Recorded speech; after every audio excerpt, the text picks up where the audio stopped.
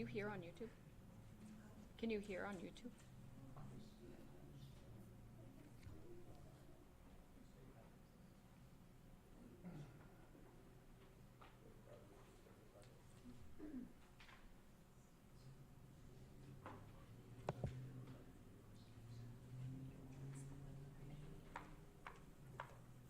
I'm on YouTube. Do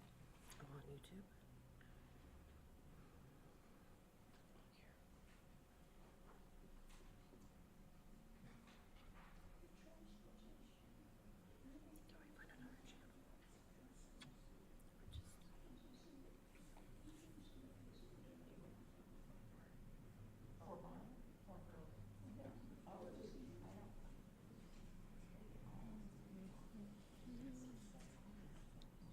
Step up, we'll see, okay? Maybe there's something, yeah.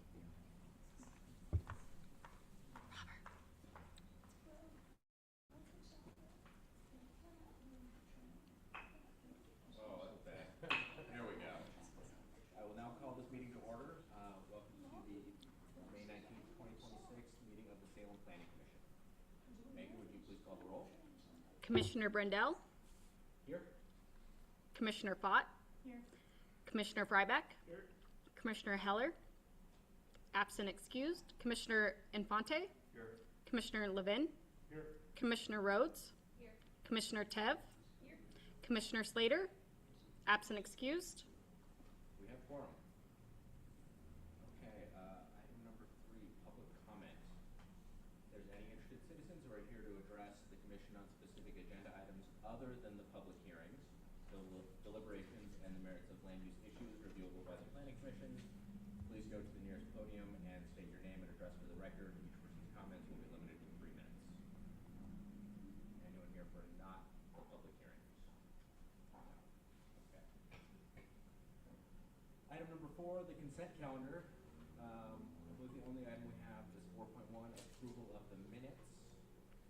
Which I believe for Commissioner Levin to make the motion.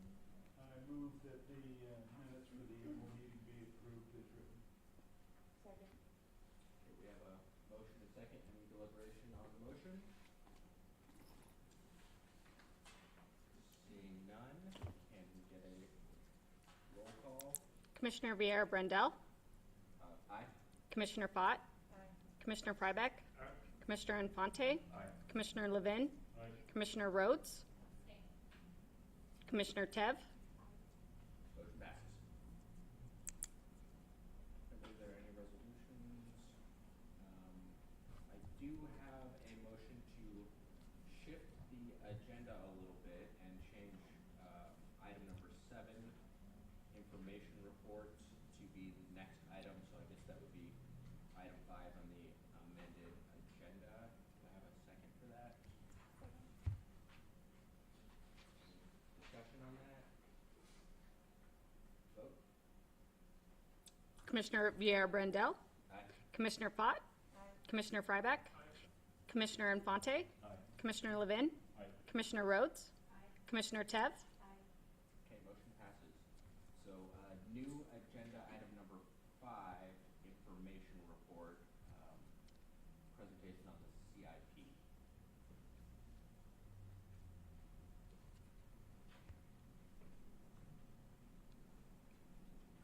Good evening. Tammy Stars, Engineering Admin Manager, Public Works Engineering. So where do I go? Quincy, can you help her with her presentation? It's already open down there.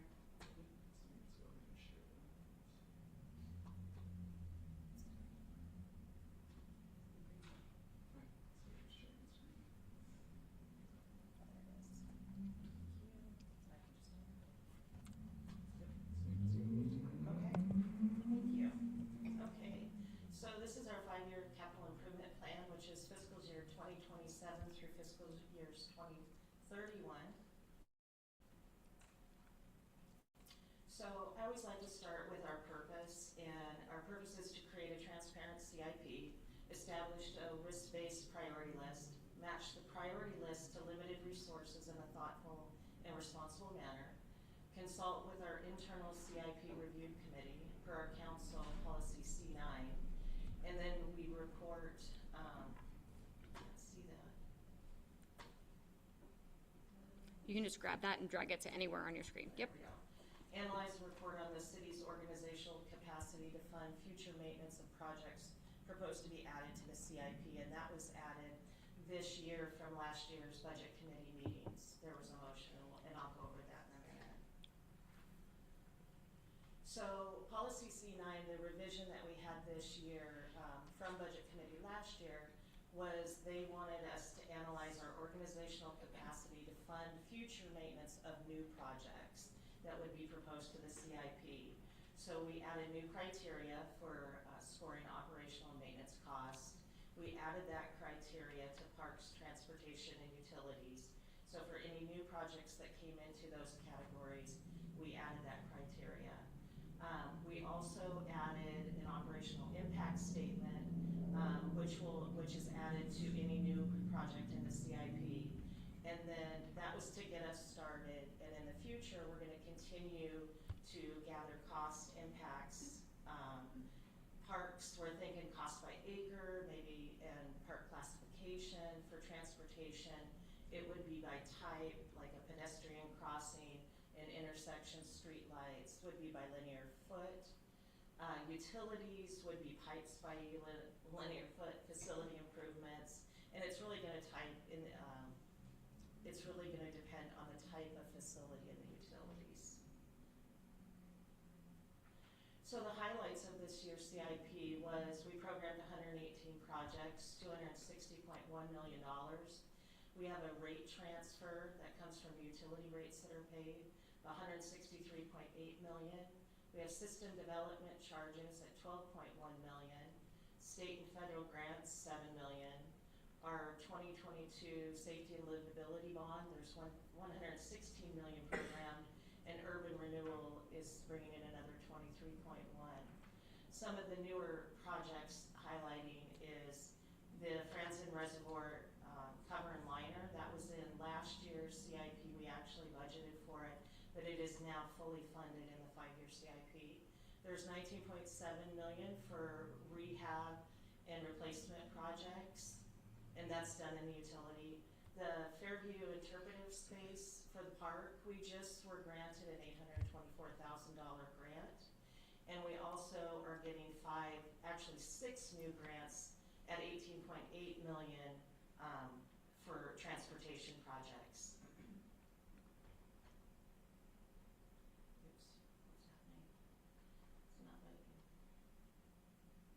So some of the challenges we had this year, we had some funding reductions, and those were with utility rates. So we were reduced by $4.2 million, and this slide just shows a couple of the projects that we had to push or reduce. So the bridge repair at Guerin Island, we pushed that 1 year, the Fairmount Reservoir upgrades, the North Primary clarifiers, and then we reduced the TMDL project, the total maximum daily load, as well as the retrofit plan, and then Deerhaven Drive Culvert got moved 1 year. Some of our key projects, and I believe this is Morningside Park, the picture. And so we have Bailey Ridge Park Development. That project just bid, and it'll be going to construction soon. Brown Road Park Development continues to be designed. Fisher Road Park and Bush's Pasture Park Shelter Improvements and Restroom, and that was being funded by the 2022 bond. In stormwater, we have the Fisher Road stormwater improvements, the Center Street storm drain replacements, and the 16th Street culvert. For transportation, we have the Commercial Street urban upgrades, Wildsea to Wall. That was one of the new grant projects we received. Along with Fisher Road sidewalk infill was another one of those. 2027 pavement repair and rehabilitation, that is another bond project. And the City of Salem bicycle and ped upgrades, that is one of the new grants as well. Urban Renewal Agency continues to have their streetscape improvements. That was a 20-year program, and I think we're at about year 12. And and then an affordable housing development in South Salem. So here's some utility key projects. We have the Garrett Island flow maintenance that's helped keep water going into our facility. We have an increase the S4 Davis Road pump station capacity, the Portland Road water improvements, the Franzen Reservoir covered liner, and the Wiesner pump station improvements.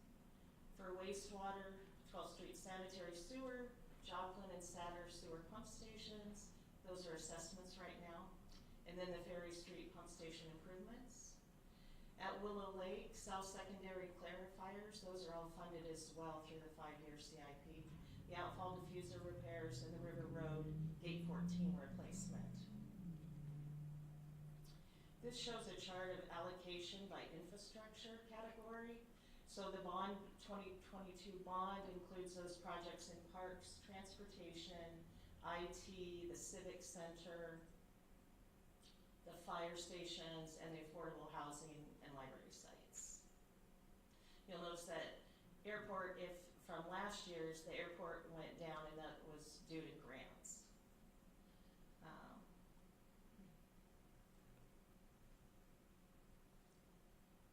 So that's my presentation. Do you have any questions?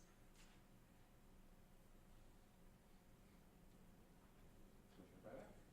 Yeah, I guess I had a few questions on a few of the transportation items. We'll just kind of go through it. Do what? I just had a few questions on a few of the transportation items. Is it just fine if I just go through them one by one? Sure. I guess the first question I had is, Kelsey asked for a protected bike lane on the Ratcliffe to Vista sidewalk infill project a few months ago. It looks like that the project in the CIP for the urban upgrade on commercial is only proposing a buffer bike lane. Is that something that can't be changed in the future, or is that going to have to go to Kathy again? Yeah.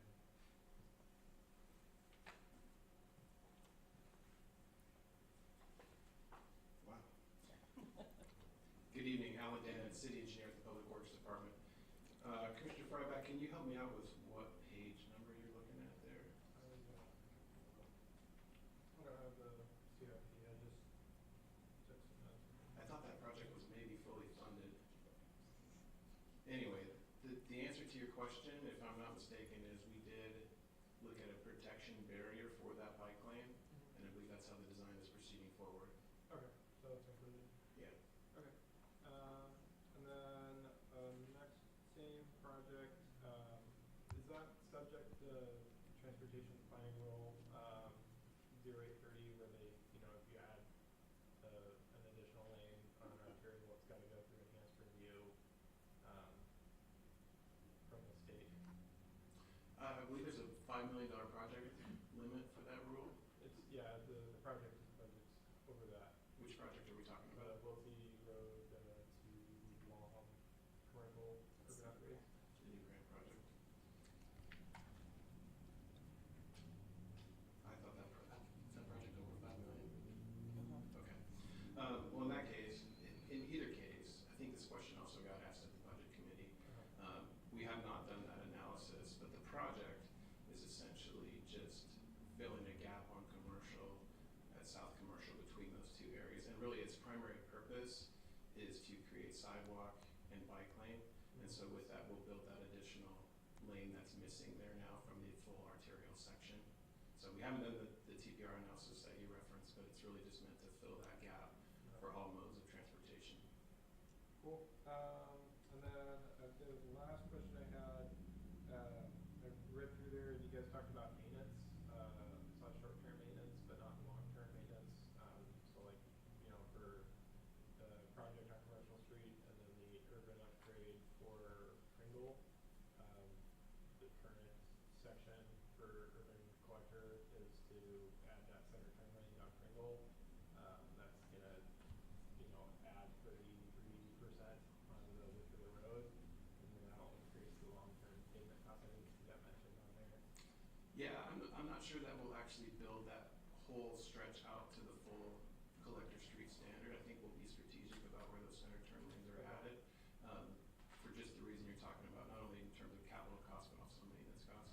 We're just about to begin design on that project, so we have not reached what the final section's gonna be there yet. And then, last one, I've already said last one. The downtown streetscape projects, I know, Liberty and Commercial are both like high crash, high injury corridors in the city. I think they're probably like number 1 or number 2 on the list. It just didn't seem like the projects that have been completed on Liberty and Commercial have done much to change the character of the street to maybe reduce crashes or injuries. I guess I would been expecting that to happen. I don't know if that's a thing that could be done, or if the projects can mean zero things to reduce speeds or reduce crashes or something. But it seems like we're doing a lot of work and should be looking into ways to make it safer. Yeah, I appreciate the question. I think the goal of the downtown streetscape program has been more, and it's been most of the blocks, I believe, have been more on the side streets like State and Court. That's been where our focus is. And the scope has been more about revitalizing the existing infrastructure. I think they have done pedestrian bulb outs where it makes sense to shorten the crossing distances and refreshing striping and those kind of things. But the goal of the project was never kind of that safety look on Liberty and Commercial that you're referencing. I think we're making improvements where we can. That would take a kind of a different effort, I think, to look at those things along Liberty and Commercial. Okay, cool. Thanks. That's all I got.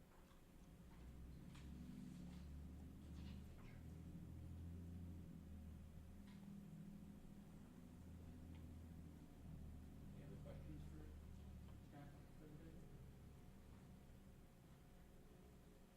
Okay, well, thank you. Thank you.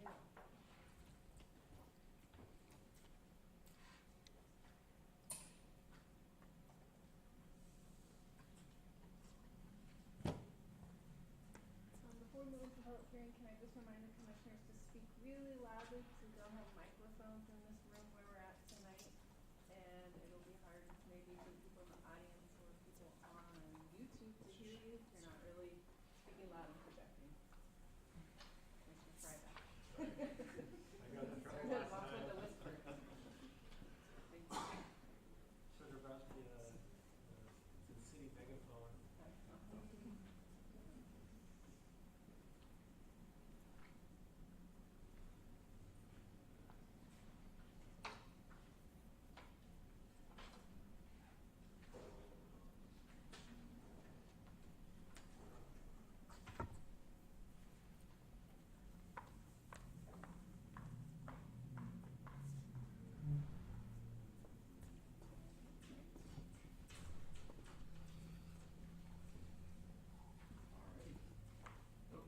Good evening, everyone. We need to open the hearing. Okay. We have a criteria statement. I think we are ready for what is now agenda item number 6, public hearings. Our first public hearing is a comprehensive plan amendment and zone change. Megan, can you read the statement of criteria?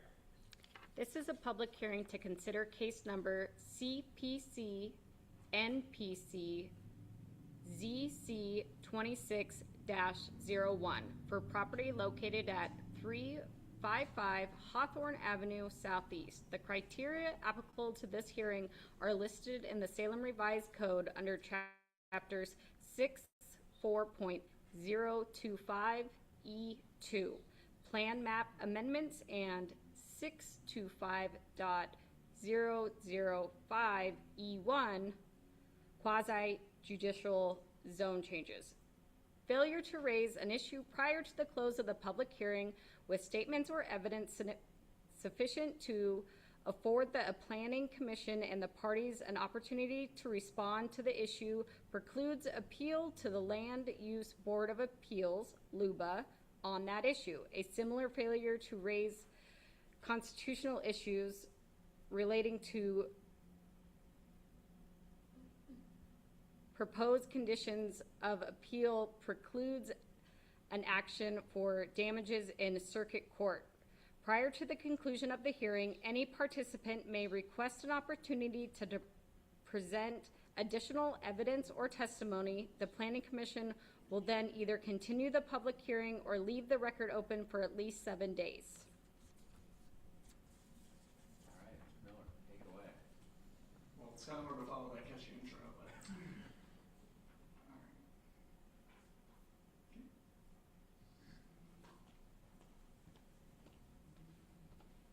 Okay. Here we go. Alrighty, so as Megan mentioned, I'm here to talk about the minor comprehensive plan change, neighborhood plan change, and zone change for 355 Hawthorne Avenue Southeast. This is a property that is currently owned by the Salem Kaiser School District, and we're proposing to change from the comprehensive plan designation of industrial, IND, to IC, industrial commercial. And this will also amend the neighborhood plan as well from industrial to industrial commercial. And the zone change will be from IP, industrial park, to IC, industrial commercial. So this is just a brief subject property view of it. So kind of in the east area of Salem, just north of the airport. Access to I-5, near State Route 22, and just south of State Street. So the current conditions, the current zonings, and yeah. So in this case, the comprehensive plan, as you can see right now, is IND industrial around here.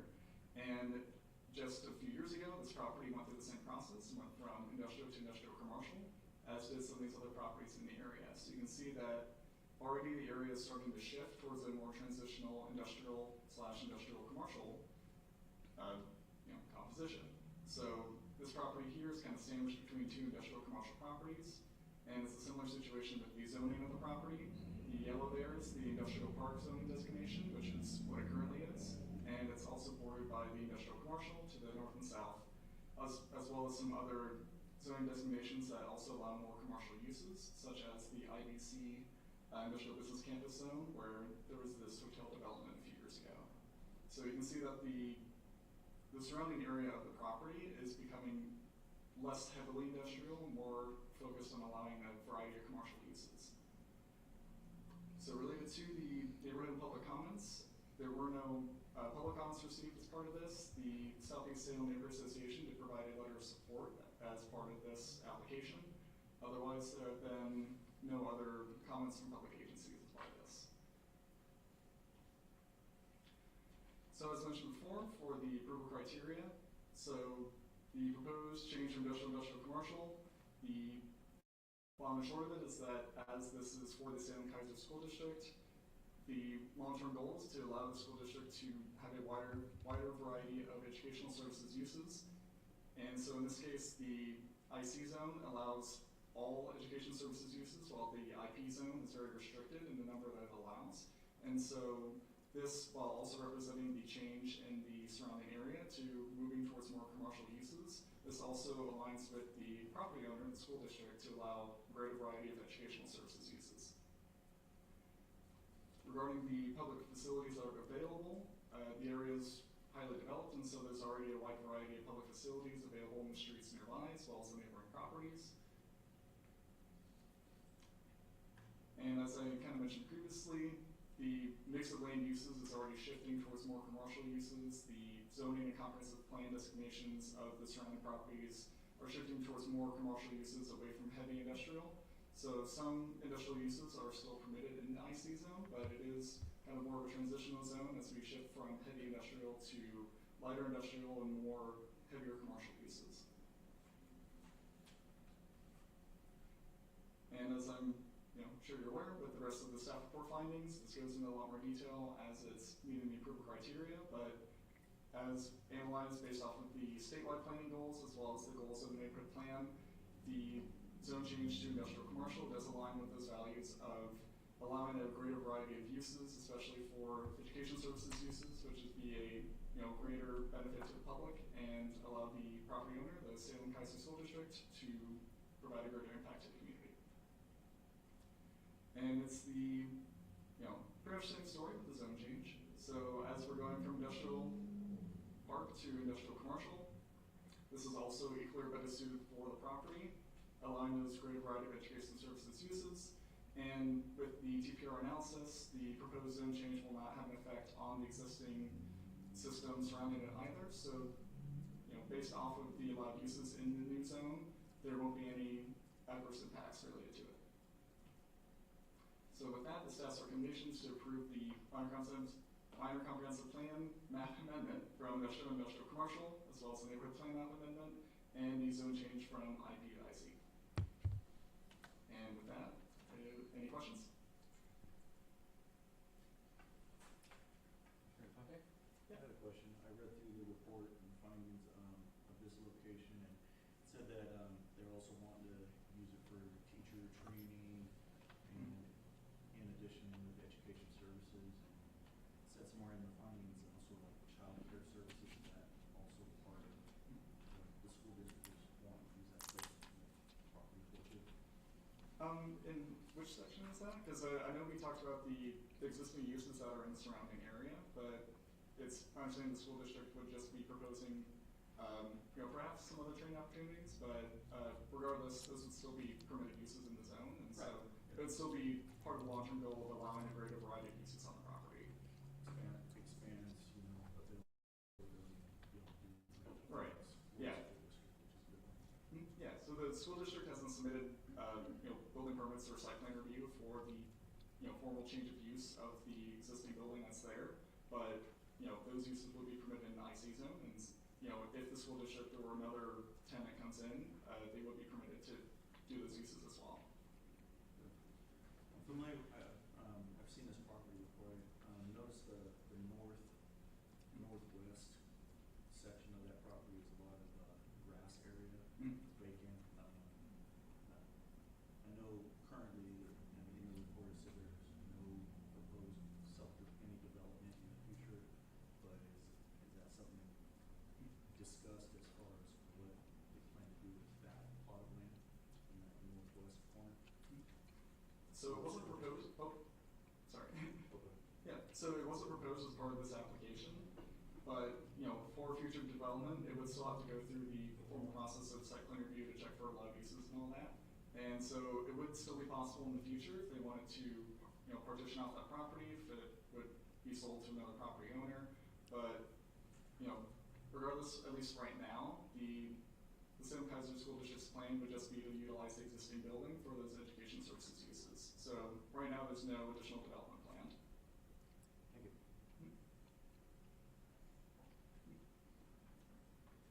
Mr. Dem? Yeah, thank you. So I work just south of here. I drive by every day. So I noticed there are bulldozers in the front working, it seems, on landscaping.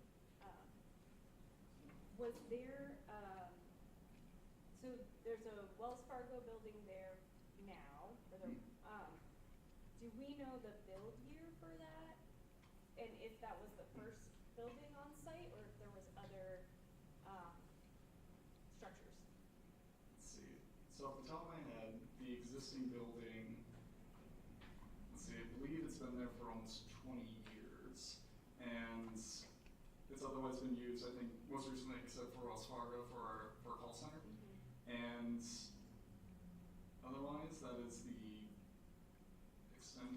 I can look into it more and get back to you on it. But at least right now, I know the building's just been there a while, and the school district, at least right now, is planning to utilize what's there. But if they were to propose any significant redevelopment, they would still have to go through, site plan review and development permit review.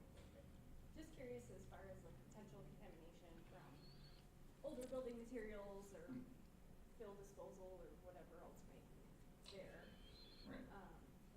Can you specify where you saw the bulldozers, like near the Kettle Court area, or?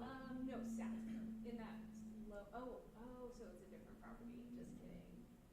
Oh, like this property? Yeah, I think it's one of those two. Oh, okay. Yeah, sorry. Yep, no worries. The colors are throwing me off a little bit because it's the whole. Yeah. So the least interesting. Okay, thank you. Yeah. Any other questions? Alrighty, thank you. Okay.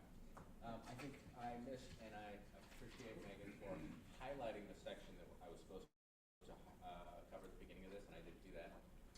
So I would like to ask any commissioners if anyone has had any ex parte communications or any conflicts of interest stated to the record for this hearing. I just need to mention that my firm does work with the representative firm for this project and the next, but no, not related to these projects.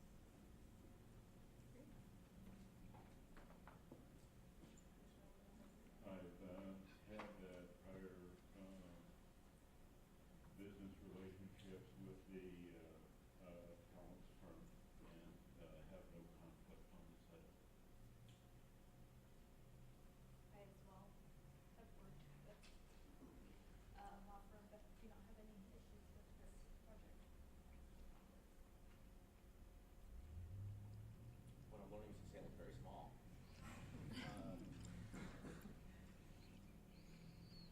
Okay, is the applicant or a representative of the applicant here? You have 15 minutes to present. Please state your name and address or ward into the record. Thank you very much, Mr. President, fellow members of the Planning Commission. For the record, my name is Mark Shipman. I'm a land use attorney with Softwell Briggs, 250 Church Street, Southeast, Suite 200, Salem, Oregon, 97301.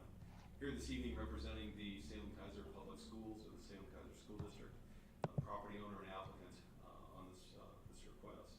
Also here with me this evening is Joel Smallwood.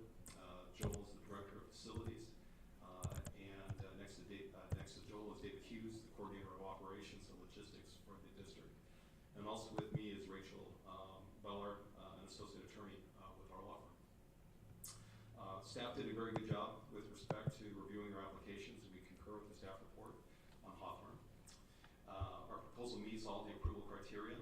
Changing the zoning will give the applicant the necessary flexibility, as Quincy noted, to operate the existing facility for educational uses in the best manner the district needs. And on behalf of the district, we respectfully request that you move to approve the staff recommendation. I'd be happy to answer any questions that you may have for the applicant at this time. Thank you.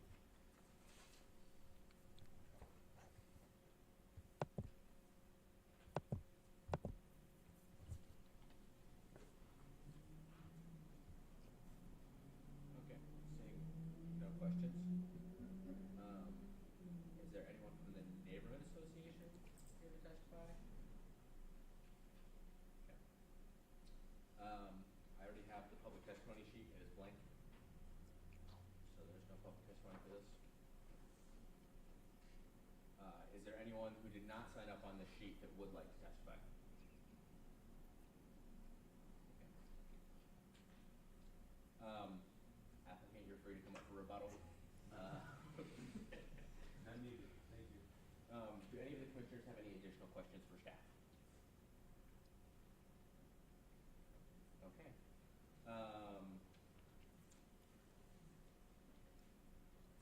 Does anyone need to keep the record open for anything? No? Okay. Well, I guess I will get to the point that no more questions for staff, no request to keep the record open. I will close this public hearing at 6:05. May I have a motion?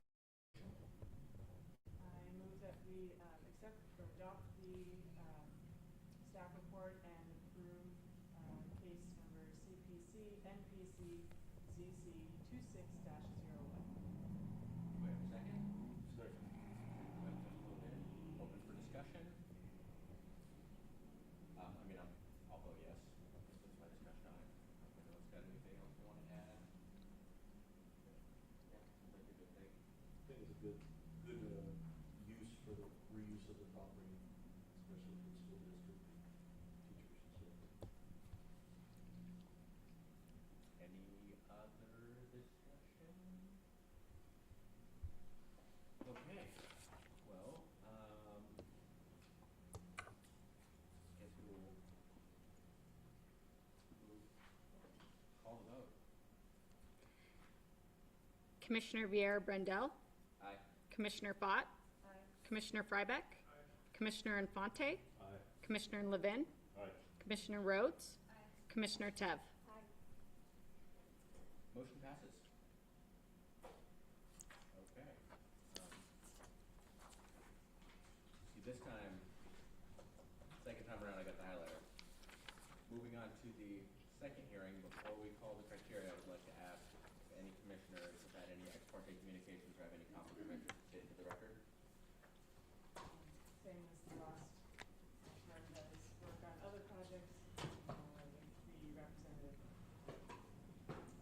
Okay. All right. Ms. Moulin? Same comment. Okay. So Megan, would you read the statement of criteria?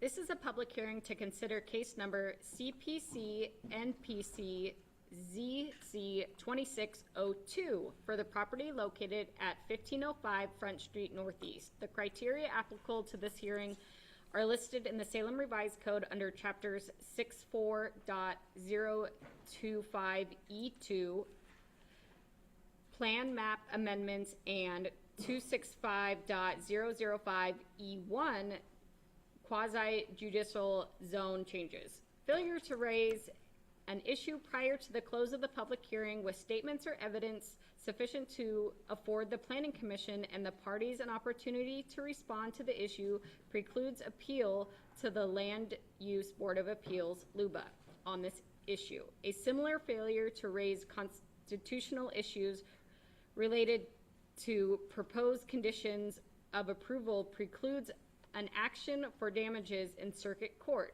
Prior to the conclusion of the hearing, any participant may request an opportunity to present additional evidence or testimony. The Planning Commission will then either continue the public hearing or leave the record open for at least 7 days. Okay. Bryce, I feel like it's been a minute. Yeah, it has been, yes. Always a pleasure. Great to be back. Thank you, President Vera Brunel, fellow commissioners, Bryce Bishop with the Planning Division, and I'm here tonight to present another comp plan zone change request and also a neighborhood plan change request this evening for property at 1505 Front Street Northeast. So here's a vicinity map showing location of the property with the star there. It's at 1505 Front Street Northeast. It's obviously in an area that's in the north downtown, along the Willamette River. It is has frontage on Front Street. It is south of Norway Street and north of Shipping Street. Here's an aerial photo that shows the property in question with the white highlighted box there around it. So we have an area that is characterized kind of with a mix of uses. There is a variety of residential uses present in this area. Single-family dwellings in the Grand neighborhood. There's multifamily development to the west. The former True Brothers cannery site is to the south of this property that has been approved for substantial mixed-use redevelopment.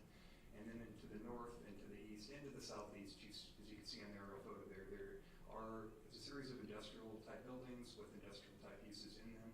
And this property itself has an industrial-type building with industrial-type uses on it today.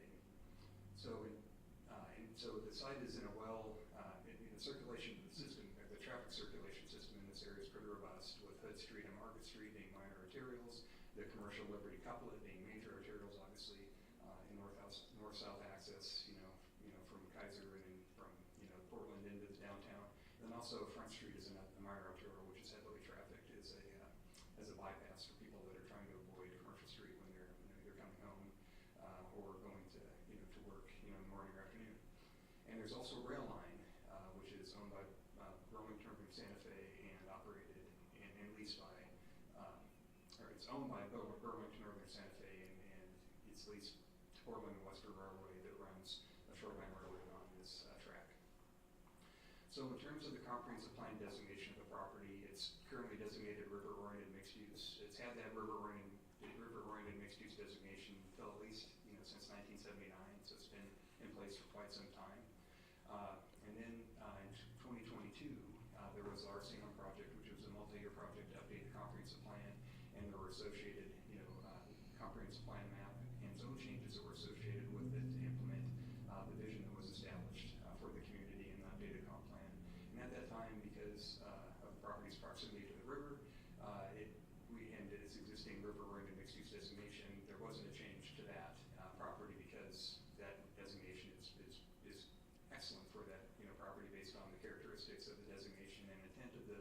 designation under the comp plan, and so that was left without a change. The proposal tonight is to change the River Arroyo mixed-use designation from, change it to IC industrial commercial, and that would be, as the applicant indicates in their statement, consistent with the kind of enclave of industrial and industrial commercial comp plan designated properties to the north and east of the property. In terms of the Grant Neighborhood Plan, it was adopted by the City Council in 1983. It designates the properties west of Front Street in this area. There's a section of manufacturing which is down by the Truett site, former Truett site. But the section of the area west of Front Street where the property is located, it is designated river-oriented mixed use in alignment with the city's comprehensive plan. The comprehensive plan map designation, so those are in alignment, which is a requirement under Chapter 64, which is the comprehensive planning chapter. And this, again, the river-oriented mixed use designation has been in place for quite some time in the neighborhood plan since 1983 when it was first adopted. In terms of the zoning of the property, it is currently mixed use riverfront, MUR, and it was changed to mixed use riverfront in 2022 as part of the Arsenum project. And when staff was analyzing the appropriate zoning for the area, there were the properties to the west and to the north and to the south of the property and then to the southeast, which several of them had this river-oriented mixed-use comprehensive plan designation, which had specific goals and intents under the comp plan. So when we looked at that, based on the proximity of the property to the river and to the north downtown and the intent of that designation, we changed the zoning of the property through the Arsenum project and other properties to the south that were currently river-oriented mixed use to MUR. And the MUR zone was based on extensive, outreach, and with the Chamber of Commerce and property owners in the area to try to come up with a better way to, implement the visions of the North Downtown that have been in place for a long time in this area to have, to achieve results. And there was an overlay zone that applied in the past called the Riverfront High Density Overlay Zone, and there was CO zoning, and so there was kind of a checkerboard mix match of zoning in the area.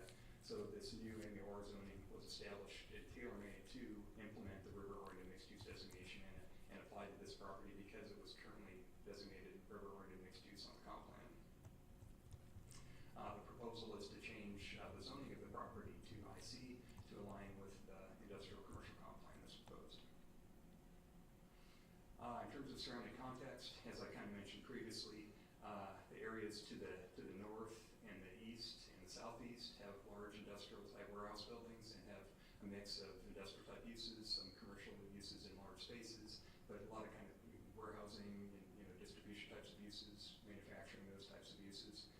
To the west, we have apartments across the vacated portion of Water Street, and further to the north along the riverfront there are single-family dwellings, and then of course to the south we have the former Tour Brothers site, which has received land use approval for future development of a new urban mixed-use neighborhood.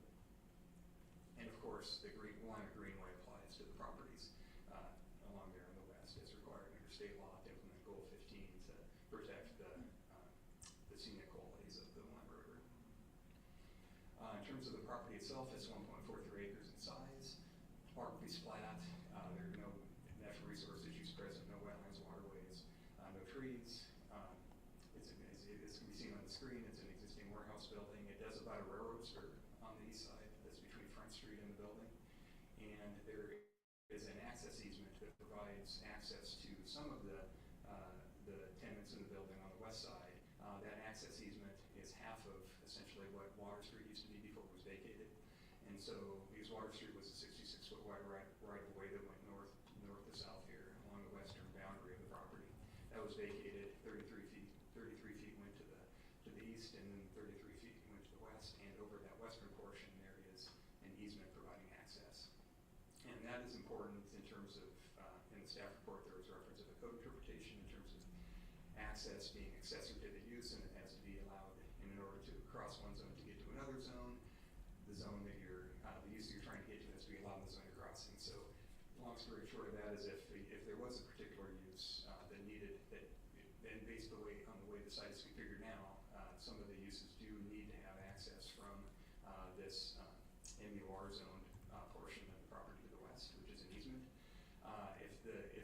is being accessed isn't permitted in the MUR zone, the access to it isn't allowed. In order to be able to cross one zone to get to another zone, the use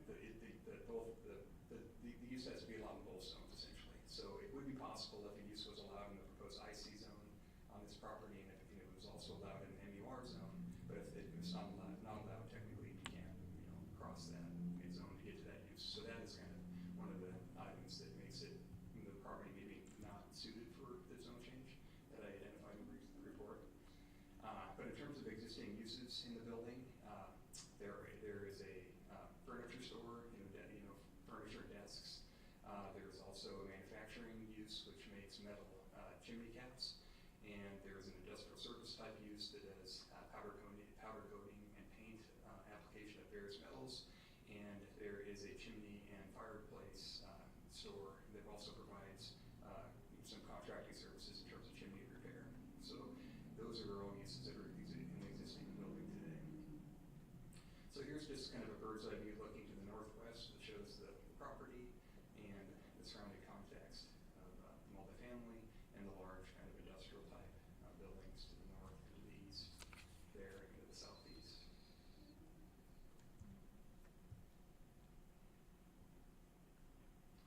And then here's another view looking to the southwest. Some kind of similar vantage point, similar context there.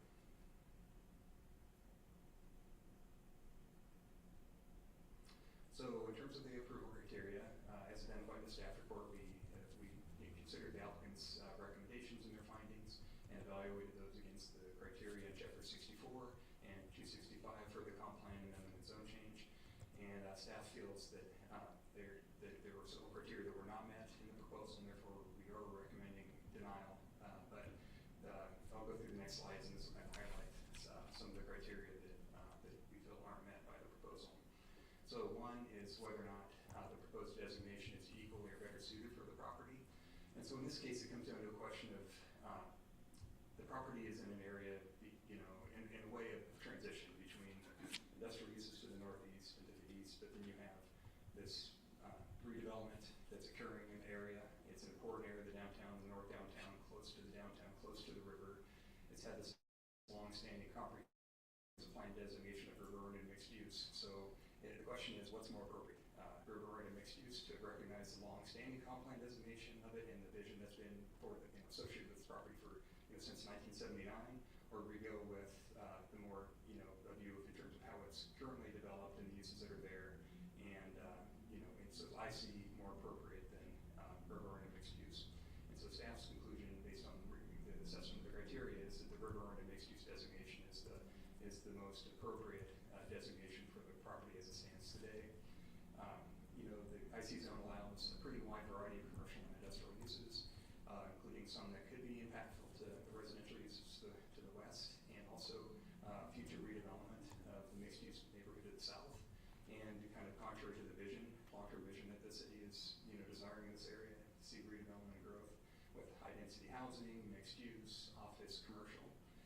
Uses that are allowed in the IC zone include like heavy wholesaling, recycling depots, various industrial service uses, and other things that are in staff's opinion incompatible with that river-oriented mixed-use comp plan designation. And also another key element of the river-oriented mixed-use designation, based on the site's proximity to the river and the downtown, is extending that pedestrian-oriented development pattern that we see in the downtown. With buildings that are built up to the street, storefront windows, canopies and awnings for weather protection, access along the river, between Front Street and the river. And so the MUR zone, because it was specifically tailored to achieve those visions, is a better fit for the property than the IC zone, because IC zone has very minimal standards, just basic setbacks, height restrictions, but it has nothing, it doesn't have anything included in it that would kind of promote that pedestrian-friendly mixed-use development pattern that the MUR zone does, as it was intended to implement the ROI designation. And there's also that code interpretation that could potentially make a future access to a future use on the property difficult if that use wasn't also allowed in the MUR zone to the west, where that easement is.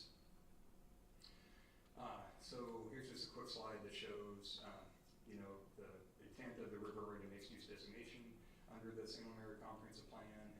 It calls for promoting an extensive commercial and residential uses, taking advantage of the scenic, natural, and recreational qualities of the river. And then really it's trying to promote a pedestrian-friendly development pattern that extends that environment from the downtown to this important area of the city, just to the north of the downtown. And then there were some grand neighborhood policies that are associated with that ROM that are very prescient and important to this property and relevant. And that is, trying to increase riverfront development opportunities for urban uses to take advantage of the riverfront. Promote a mixture of commercial, office, and higher density residential. And then again, taking advantage of the scenic and recreational qualities of the river through sensitive placement of buildings. So those are some of the grand neighborhood plan policies that would be in conflict with the proposal. In terms of kind of one final one to highlight, it's all about, is IC zone, is it the logical organization of the land? So is maintaining kind of the existing development pattern, is that the ultimate and best long-term vision for the property? Or is it, going with the river-oriented mixed-use designation that's been associated with the property for decades, promoting that, and achieving a development pattern that's compatible with the river. Includes, pedestrian access and opportunities. And so that's kind of the question: what is the better, zone and designation for, this area to urbanize and grow? And so, again, staff's assessment is that the existing ROM and MUR zone are the best suited for that. And one thing about the MUR zone is that it recognizes existing uses. There's provisions in the zone that allow for continued use and continued development. So, and it also even has provisions for allowing general manufacturing and general warehousing with some size limits. For instance, you can do new general manufacturing and general wholesaling that in a building that hasn't even been used for that in the past, as long as the square footage, total square footage of the building on the site doesn't exceed half the building square footage on the site isn't exceeded, or 10,000, whichever is greater. And then you sell, some of the the products you're making on site, or you sell some of the products you're wholesaling on site, trying to keep that commercial aspect to it as well. So there is the ability to have some new industrial uses, but then also existing, industrial uses can stay. If they cease to be occupied in a building for a year or more, they can come back again and reestablish, unlike a non-conforming use where typically if you have a non-conforming use in a building that ceases to be used for that purpose, you lose it. And here with the continued use status, you can bring it back. If you convert the use to a use that's allowed in the zone, then you would lose that continued use status. And then if you're making changes, to the site in terms of like maybe doing additions to the building or changing the facade, the zone, depending on the scope of it, whether it's a substantial change, a major change, or a minor change, there's different, standards that come into play. If it's minor, there aren't any standards, that come into play. So the MUR zone is intended to recognize existing use that's there, allow it to continue, but as things change over time, try to push it towards, that greater long-term vision that is represented by that river-oriented mixed-use designation. And then in terms of some of the examples of how important this area is for the city is that we had, again, a multi-year process for our Salem to evaluate what is the best vision for this property, and based on the existing comp plan designation, we wanted to keep that, and so then we changed the zoning to fully align with it, which the IC zone in the past did not really fully align with the intent of the river-oriented mixed-use designation. And the property is also within a climate-friendly walkable mixed-use area as required by state law. There's one of three. There's the downtown, north downtown, and the third one in West Salem, and those are areas under state law that we have to designate to promote higher intensity development, pedestrian-friendly access, walkability. And so this is in one of those areas. It's important for that. And also the city has been awarded a $2.7 million RAISE grant to study, improvements on Front Street along the corridor where the rail line is present with the road, because that's obviously kind of a huge, when we're working on the True Brothers side, and the railroad, it's a challenge when you have a railroad line that goes down the middle of the city minor arterial. So that RAISE grant funding would be used for planning and engineering design for that improvement.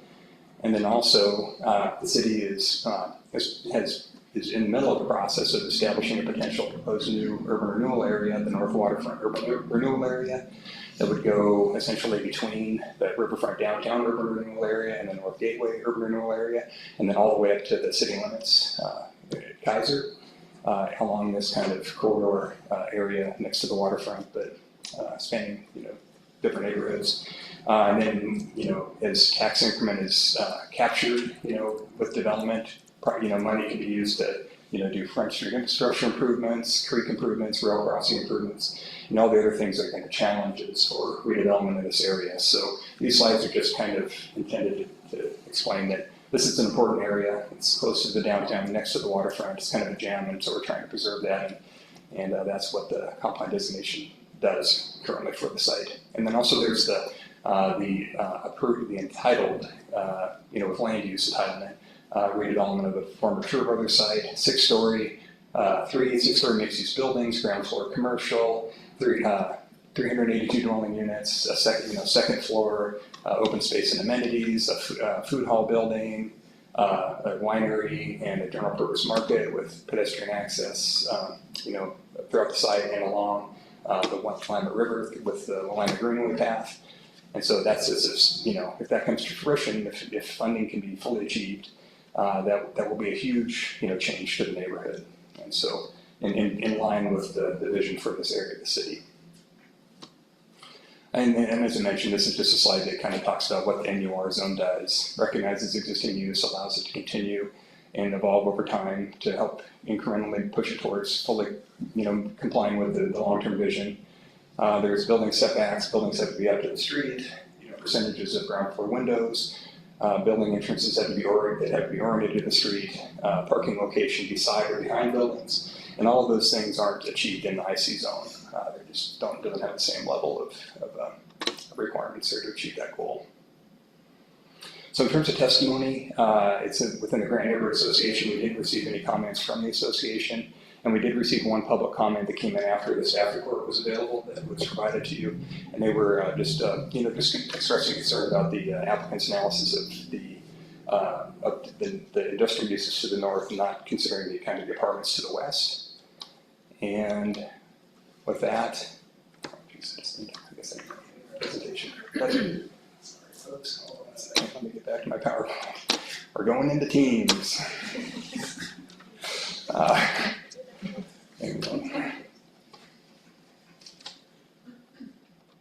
Yeah, so based on the facts and findings in the report, we would recommend that the request not be approved to go to IC. Happy to answer any questions. I have a question about since you brought up the Truitt family property and that proposed development. Can you actually go to the site plan or the overview that shows the one of the bird's eye views? Yeah, that one's great. Yeah. So with the rail line that's running directly in front of this property and is ultimately bisecting it from the other industrial property that's connected to it, how do you envision this property being connected with what is essentially the existing multifamily and proposed or intended mixed use and residential to the south? So for example, pedestrian and traffic would flow through on that kind of intended or implied road through that field? We don't have, the True Brothers site, that redevelopment did not have this. There was not a proposal on this portion of it. It's this side, this portion down. This would have been a subsequent. Well, I think it was not. I don't want to speak out of my league here, but I don't know if that was fully part of the sale that was included with the main site. It was a future development option. So we didn't see any kind of. We don't have any plan, for that yet. I guess the intent of my question is what is the vision for that broadly? Because currently the street between that existing housing and this property is largely unimproved and, of course, things take time. But right now it's not really, it doesn't feel like a place that is comfortable for this. And I know that's the intent of the future vision. Right. And our Salem plan. But I just wanted to know if that was, if you had any idea of what that. Well, certainly we want to see access, for both vehicles and pedestrians and bikes, between through the site. The development here that was approved has a driveway that stubs to this property, and that driveway would continue through. There have been various, I think at one point maybe there was like discussion in a soccer stadium on that portion of the property, which, anyways. But yeah, we would certainly look to see, the zone gives us guidance in terms of, what is required. There's pedestrian requirements, between Front Street and the river, and there's also a path that's required along the Willamette River there. So when this property if it were to come in for its own site plan review application, we would apply those mixed-use riverfront zone standards to that, and address and say, okay, well, how are you providing your pedestrian connection, through, the site to get to the Willamette River, and so it really would rely on the zone, and the standards of the zone, because we have not done like a urban design kind of vision for addressing all of how all the properties would be connected. It would kind of be developed to the development community and the property owner with the architect or the design professionals to design something that the standards of the code. Right. So generally speaking, though, the assumed or implied intention is that ultimately the subject property would ideally be located off of that bisecting street, not Front Street. No, because of the railroad. Yeah. That's a real challenge for. Okay. Because the Portland and Western, they use that for. That's it for now. So the development to the west of the subject property is multifamily, is that correct? Correct. And how long has that multifamily been there?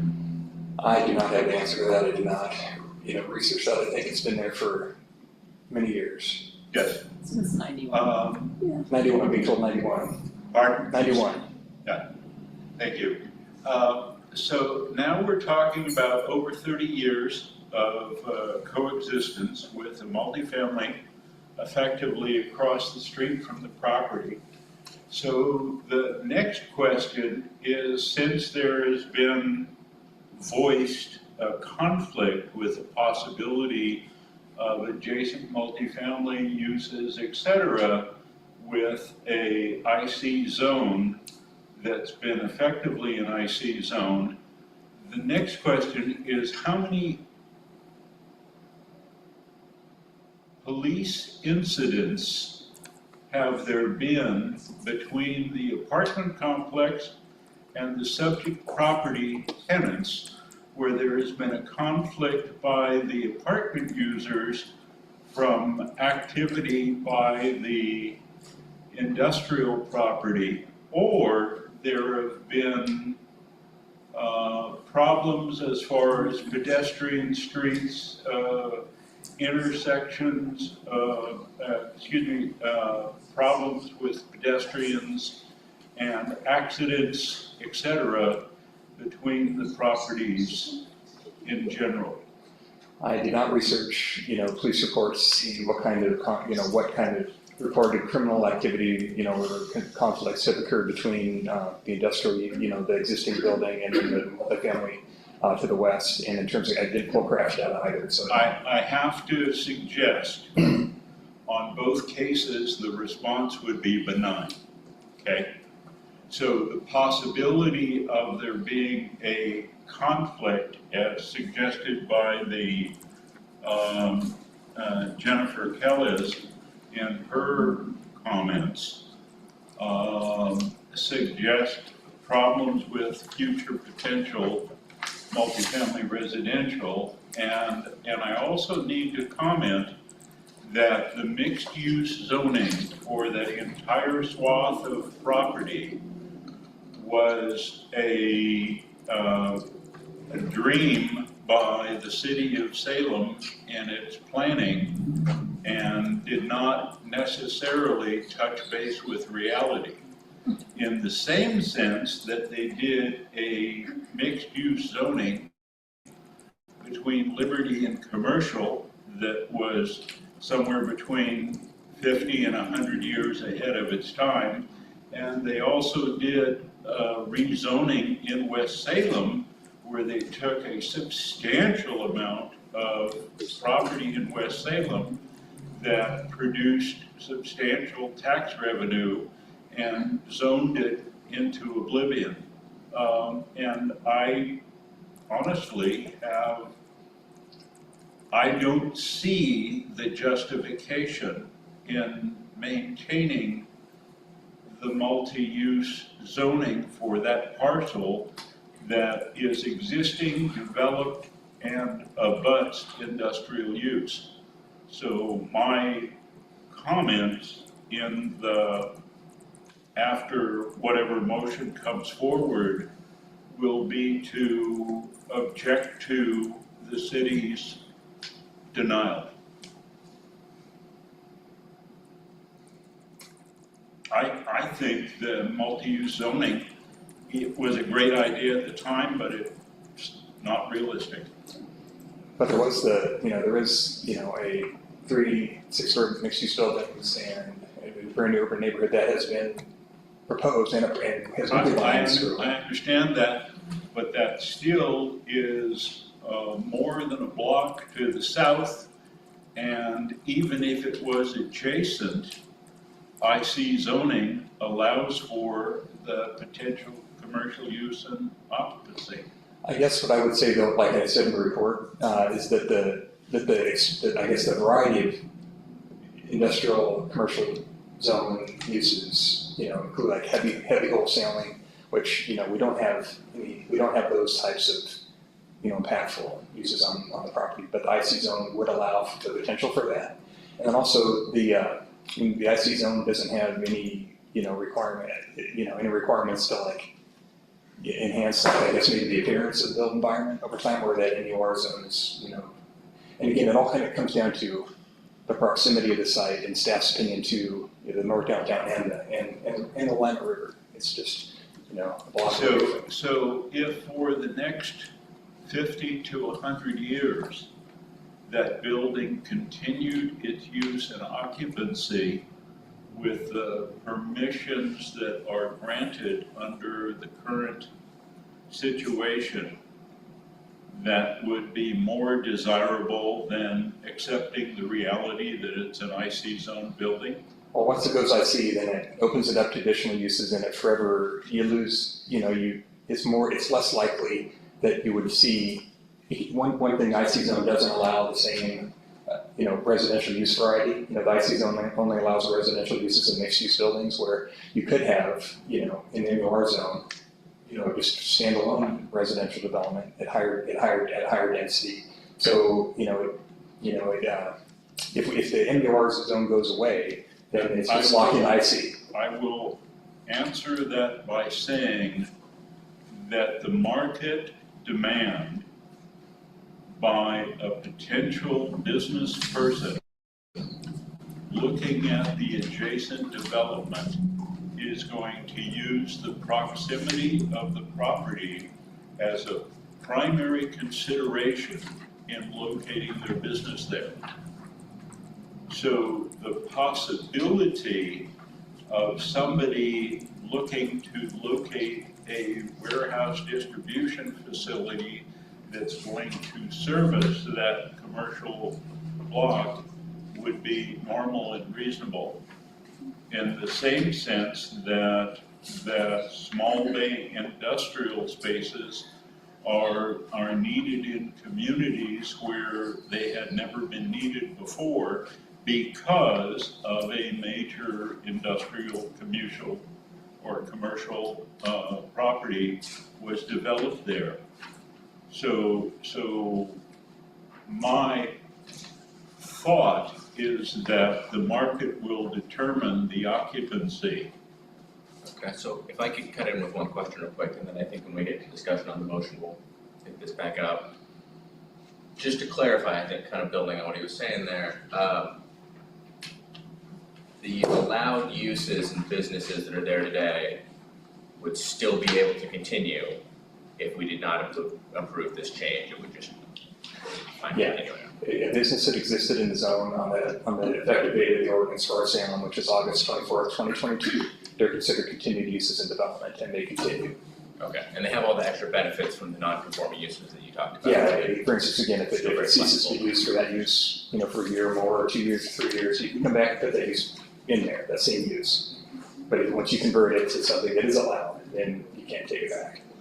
Can you upgrade any part of the building, the exterior facade? Like, is there any restrictions? Yeah, there's standards in there that talk about, for continued development in terms of minor alterations and additions, major alterations and additions, and substantial alterations and additions. So, the more significant in terms of the changes you're making to the site, the more the standards of the zone that come into play. If it's just minor, changes to the site, you're not affecting very much of it, the standards are very minimal. So, I mean, the setback alone next to the building, next to the road. It's meeting the setback. Huh? It's up to zero. The Right, setback so is- if you decided to upgrade like the side of the building, you're non-compliant, right? No, in terms of where it sits today, right at the property line. Yeah. Along front, and it doesn't on shipping, but it does on Norway. The zone is calling for buildings to be up next to the street. Okay. Where And it then wouldn't have compliance would be the amount of ground floor windows, facing the right of way. It wouldn't have, awnings and canopies, for weather protection along those rights of way. Those would be kind of some of the things that it would not be in conformance with.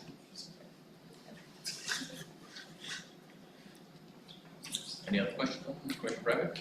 Does this zone change have any impact on the operations for the railroad? The spur, uses the spur? Well, in terms of, I do not know in terms of what legal any kind of agreements that the railroad has with the, adjacent, but it doesn't, the zone change is only affecting the property. It doesn't affect, the line, the railroad line, so they would still be able to use it now.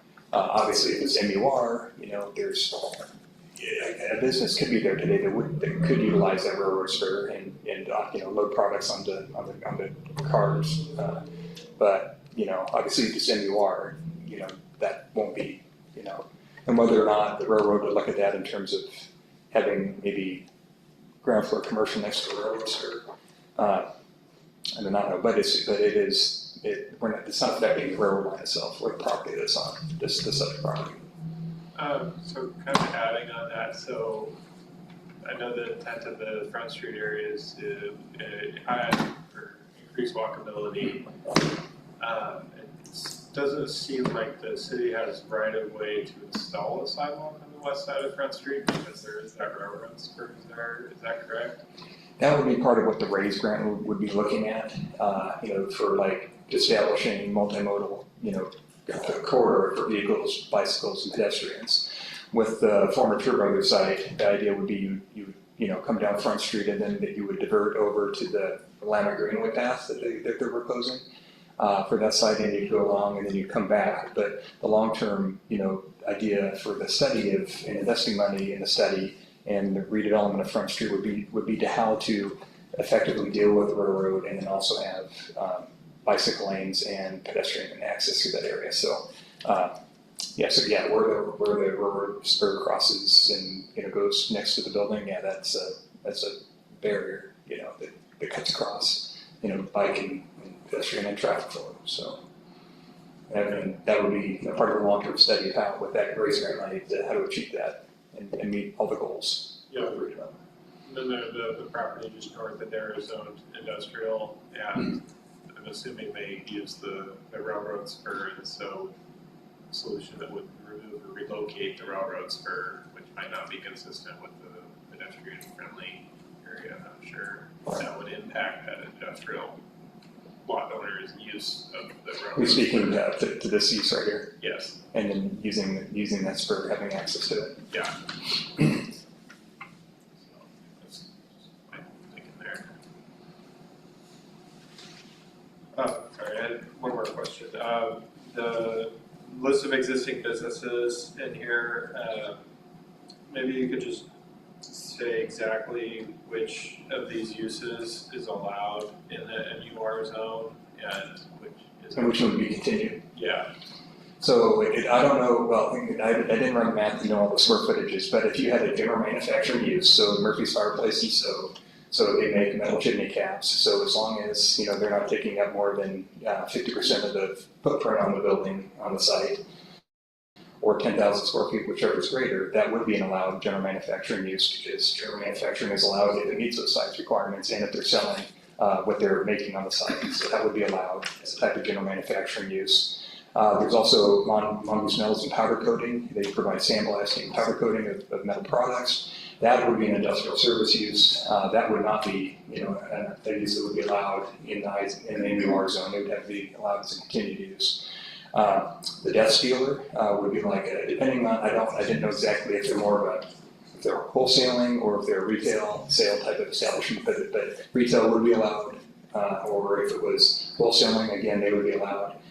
If they're not taking up more than 50% of the total building footprint for that use and they're selling products on the site, which they would be. And then there's also the fireplace sales business also has the building and ground services and construction contracting element where they repair chimneys. And so that would be a use that would not be, building and ground services is not a permitted use in MURs. And it would have to be continued.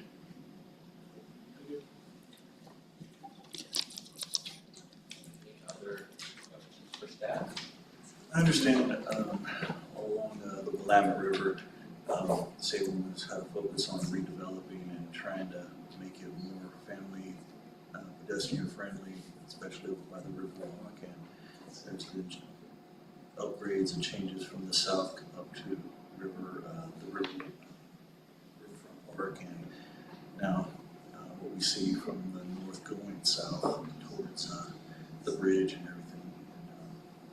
This looks like, I mean, with the new development that you mentioned at Truett Brothers, that's a step in the right direction to develop along the Willamette River, which, as we all know, riverfront properties, and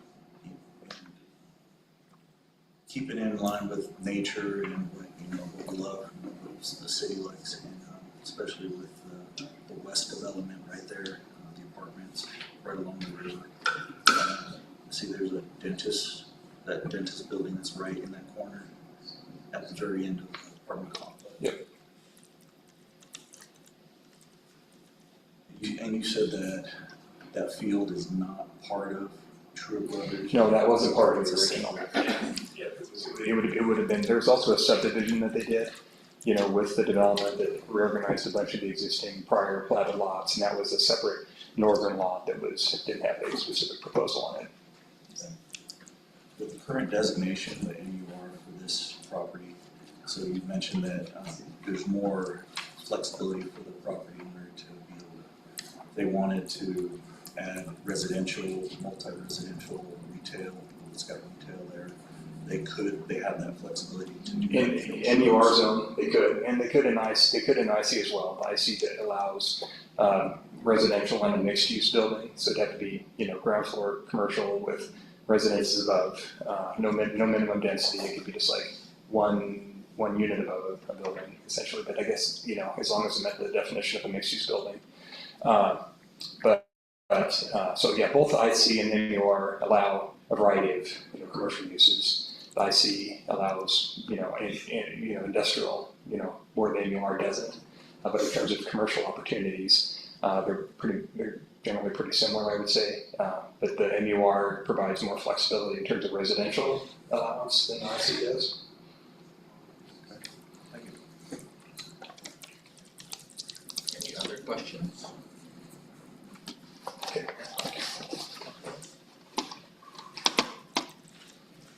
Is the applicant or a representative for the applicant here? Bryce, Mark has a presentation. Oh, yes. Sure.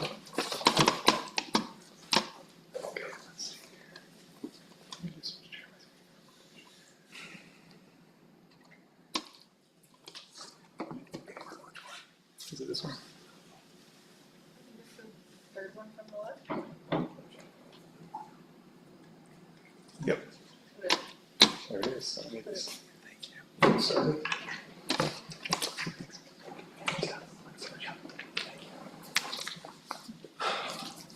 Wow.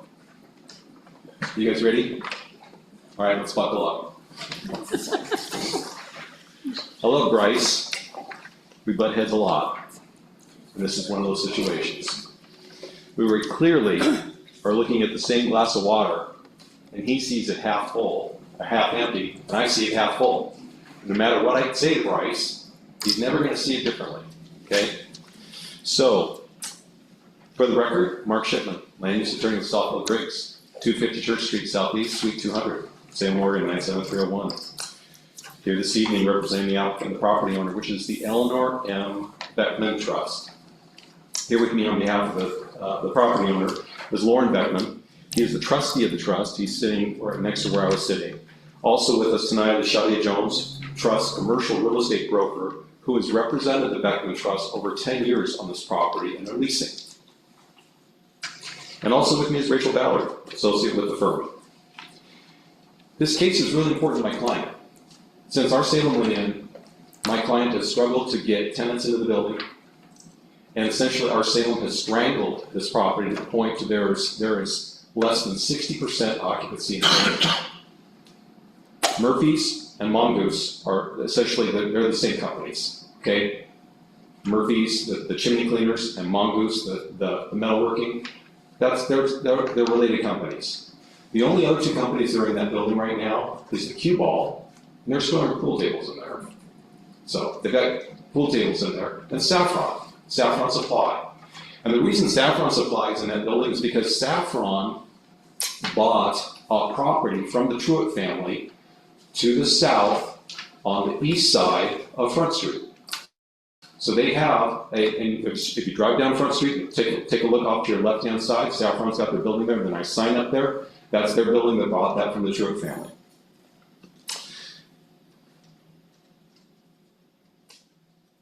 Staff feels that the zone change from IG to MUR as a part of our Salem was balanced. And it's really not, as you'll hear from me and as you'll hear from Lauren and Shadia. And that's why we submitted this request, because it has substantially affected their use of the property and the value of the property. What we're requesting is we're trying to come in with something that's balanced, and we need you to correct the zoning of the property accordingly. So I have Bryce hand out a couple handouts to you. One is our PowerPoint presentation. The other is a proposed condition of approval for our request. And you can take a look at those as we go through the presentation. So as I identified earlier, staff took a really narrow view of our application. And as you can imagine, we don't agree with the staff report. Our proposal can meet all the approval criteria. We drafted appropriate reflective findings that identify that we can satisfy all the criteria, but staff views this application differently than we do, as I noted. So you know what's interesting about this request? Is the same attorney team that drafted the comp plan zone change, neighborhood plan change for the school district on Hawthorne that you unanimously approved tonight, is the same team, Rachel and myself, that drafted the Beckman Trust application.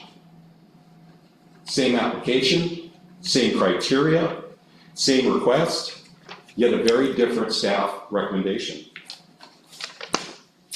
So why is that? Well, there's two reasons, and I've got my staff reasons up there. This comes out of our incomplete letter that staff sent to us in January of this year. And you can kind of filter through the first part of it, but there's really two primary reasons. And this gets back to what Bryce was talking about earlier.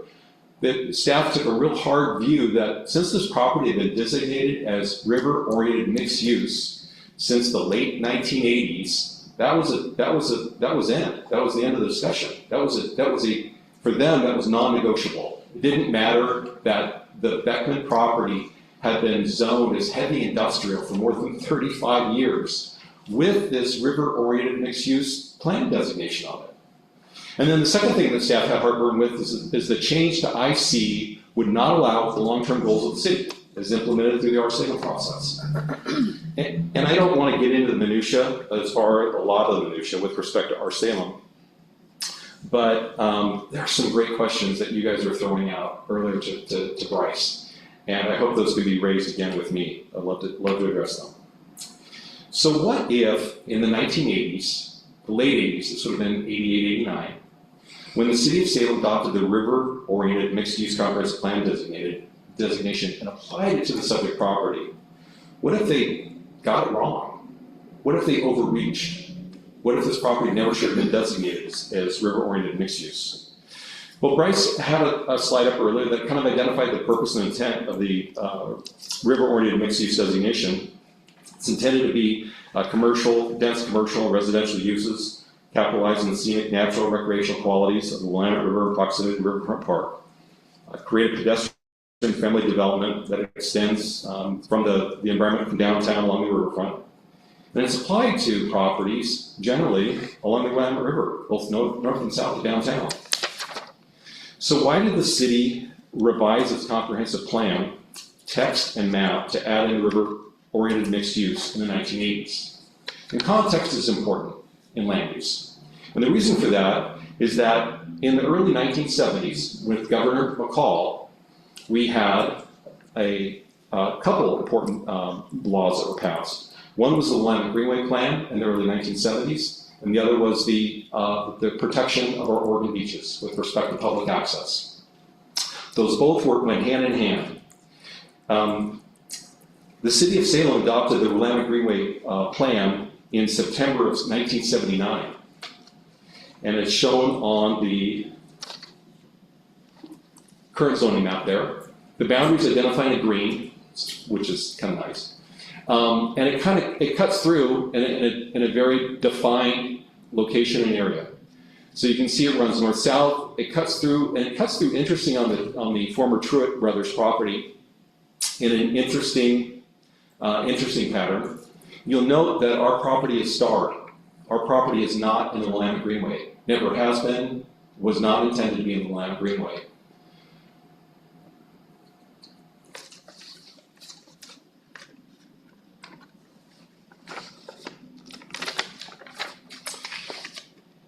Unfortunately, our property was included in the river-oriented mixed-use designation. Now, and this is important, we're not abutting the Willamette River. We're not in the Willamette River Greenway. We're not adjacent to the Willamette River. We have no access to the Willamette River. Nor do we have any views of the Willamette River. We've got none of that. So, was that an overreach? Well, if you take a look at the general intent of the river-oriented mixed-use designation, I would say yes, definitely was an overreach. So I understand why staff wanted to rezone the property to MUR as part of our Salem. As planners, we like to have our zoning follow our nice, neat definitions of our comprehensive plan designations. We don't like to have mismatches. It creates problems with how we handle certain applications, how we write certain findings. We like the things to be aligned. Is it absolutely required to legally? The answer is no, it's not. But it is cleaner.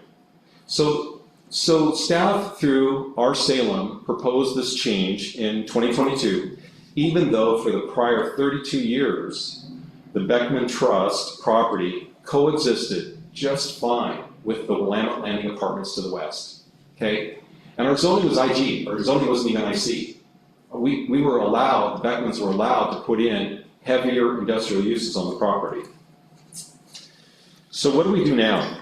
Well, we've got a better plan and proposal for you than keeping it as MUR.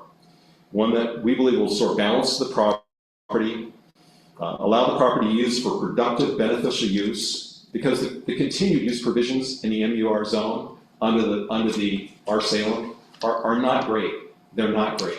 There's limitations with respect to floor areas. There are Bryce brought up a great point with respect to the formal code interpretation of the Planning Commission, which I think affects our ability to try to put in any more industrial uses into this MUR building. I don't believe it's allowed. And if you take a literal or formal look at the formal code interpretation. We're not asked,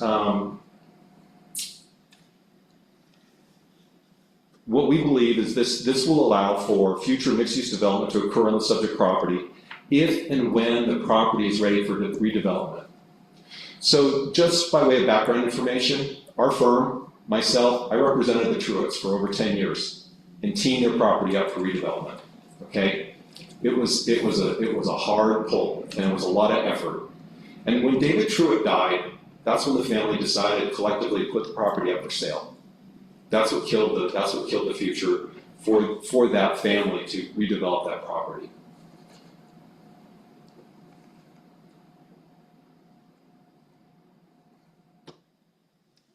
Oh boy.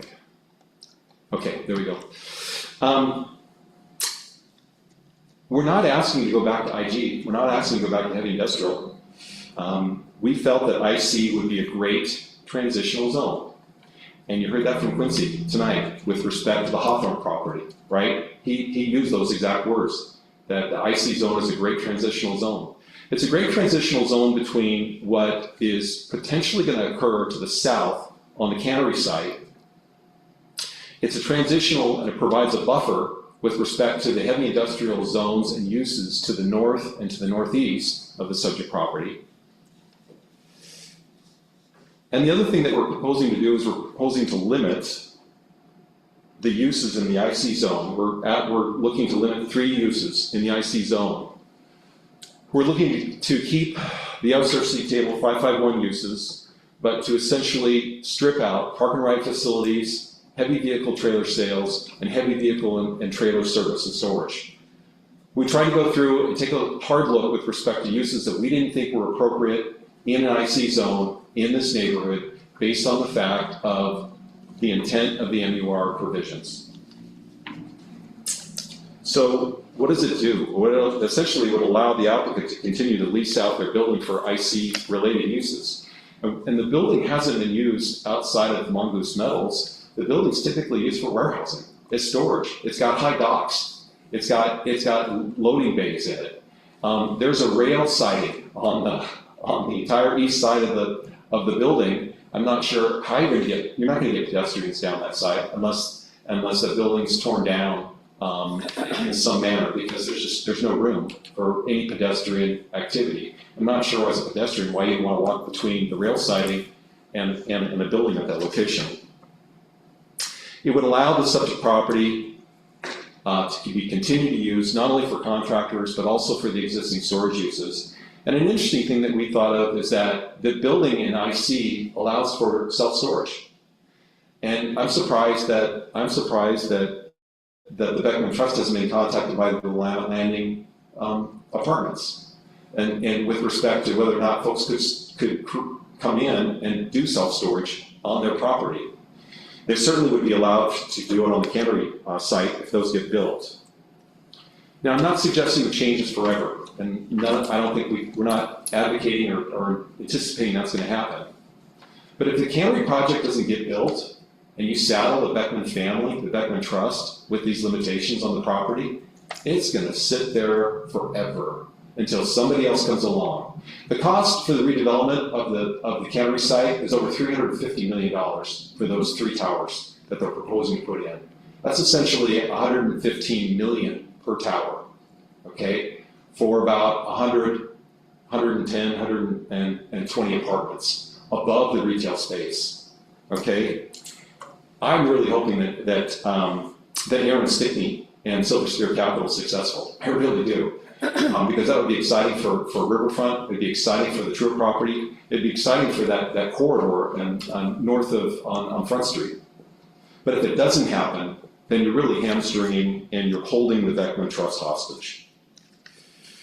And I don't know that holding them hostage over a planning goal that doesn't really have an actual reality is a great idea.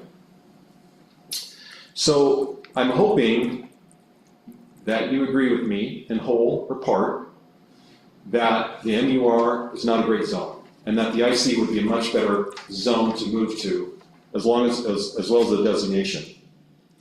And if you do agree that it should be redesignated and rezoned, there's another wrinkle. and Bryce brought it up. And that's a formal code interpretation. And I love this code interpretation. Bryce rattled it off so quickly that it's just like, I've got to slow down and think it through. So the concept is that under staff's interpretation of this formal code interpretation, which the Planning Commission, not you, but your predecessors back in 2004, they made a determination that, for example, the Willamette Landing Apartments, which are zoned MUR, would not be allowed to cross the Beckman Trust property to enter their property. And the reason is because apartments aren't allowed in the IC zone. However, when you look at that code interpretation, I use the word absurd, and I don't think our zoning law should be interpreted to render an absurd result. I saw the sign. Oh, I'm almost done. Okay. What's interesting about it, if I could go back to, here's the primary access to Willamette Landing. It's down South Street, okay? And this primary access down South Street, you're driving between two heavy industrial uses and zones, a heavy industrial street. And when you drive down there, there's just a lot of industrial activity going on. There's distribution trucks coming and going. There's just industrial activity. And there's apartment residents that are just coming and going. I mean, it's just, they don't seem to mind. So someone identified that Willamette Landing was built in I said the early 90s, someone said 91. Well, the Beckman Trust actually acquired their property, I believe in 96. But their property had been used for industrial purposes since the 1950s.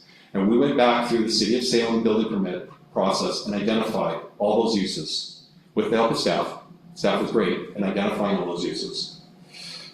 But the reality is that the apartments came to the industrial use. They were built on that site when the heavy industrial uses were in place. And they coexisted there for decades. And there's been no problem. All these properties are fenced. The Willamette Landing property to the left there, it's got mature trees. It's got nice landscaping along their property. The Beckman Trust property doesn't have much landscaping, but it is fenced and secured, okay? So where does this leave us? Where this leaves us is, hopefully on behalf of the applicant property owner, you would see that our request going to IC is appropriate. Our office is happy to take the lead in redrafting the staff report for the Planning Commission. And I'm happy to answer any questions that you may have at this time. Otherwise, I'd like to reserve some time for final rebuttal. Don't think there's any extra time, but do we have any questions?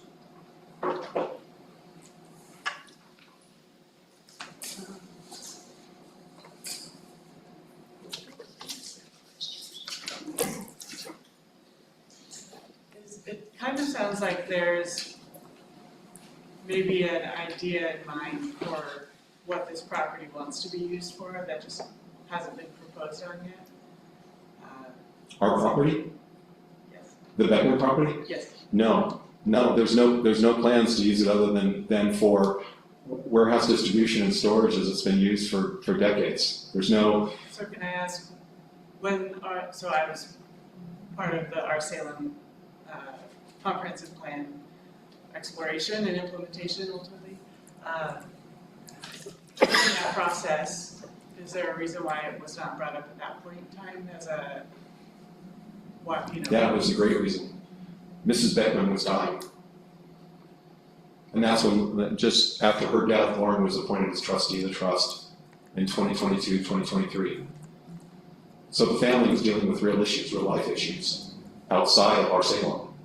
And I don't know about you, but I get those things in the mail all the time. Notice about code update. I get them at my office. I get them at my house.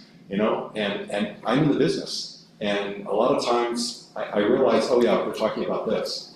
Well, did I really dive into it? Did I really look at it? Is it affecting my office business? My office building? Is it affecting my home? A lot of times the citywide changes that we go through and undergo and process, they are they don't necessarily affect us individually. We don't take the time to dig in further. So I'm not sure if that's a good answer. Any other questions?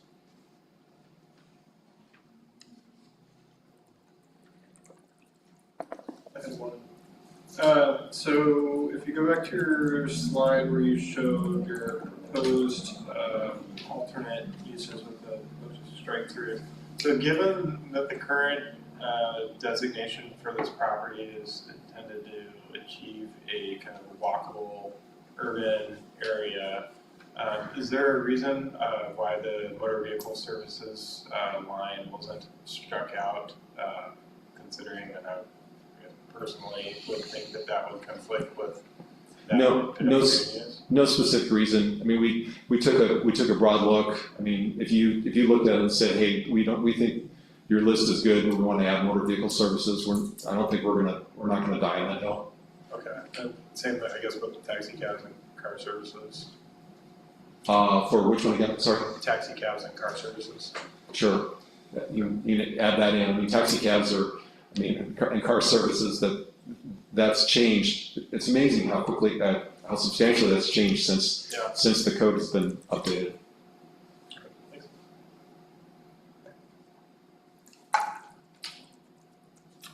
Any other questions? Thank you very much. I think this is part of the Grant Neighborhood Association. Is there a representative from the Neighborhood Association here? Nope. Okay. No one from the Neighborhood Association is here tonight to provide testimony. Public testimony, I do actually have some names on the sheet. I will note, I believe one of them is the owner of the property, who I think has already had an opportunity to speak to their representative, but I would like to call Shadira Jones.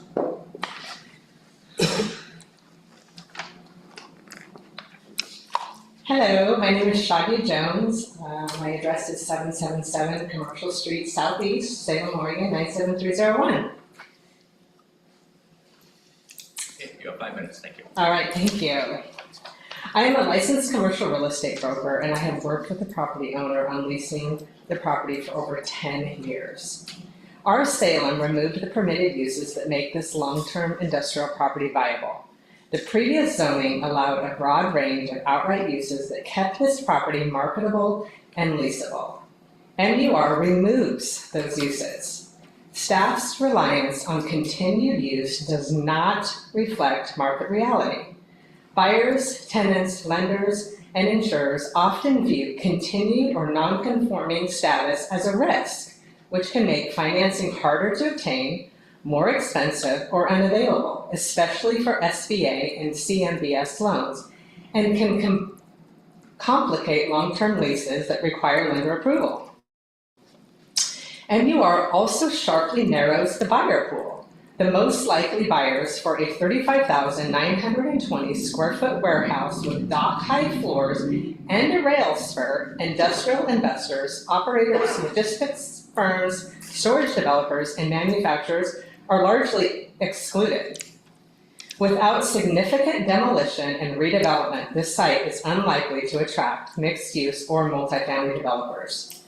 MUR also creates uncertainty when releasing and may lead to higher insurance premiums or coverage exclusions. The difference between MR and IC is significant and could amount to a $2 million impact. The city's rezoning has left this property in a very difficult position for both leasing and sale. We are not asking to restore every former use. We are simply asking to rezone the property to industrial commercial, which is less intensive than the general industrial zoning the site had for more than 50 years. Nearby industrial properties to the north and east remain unchanged, but this property did not. No comparable MUR sites nearby successfully support these uses, and there is no clear economic path for the property under MUR, whether for lease or sale.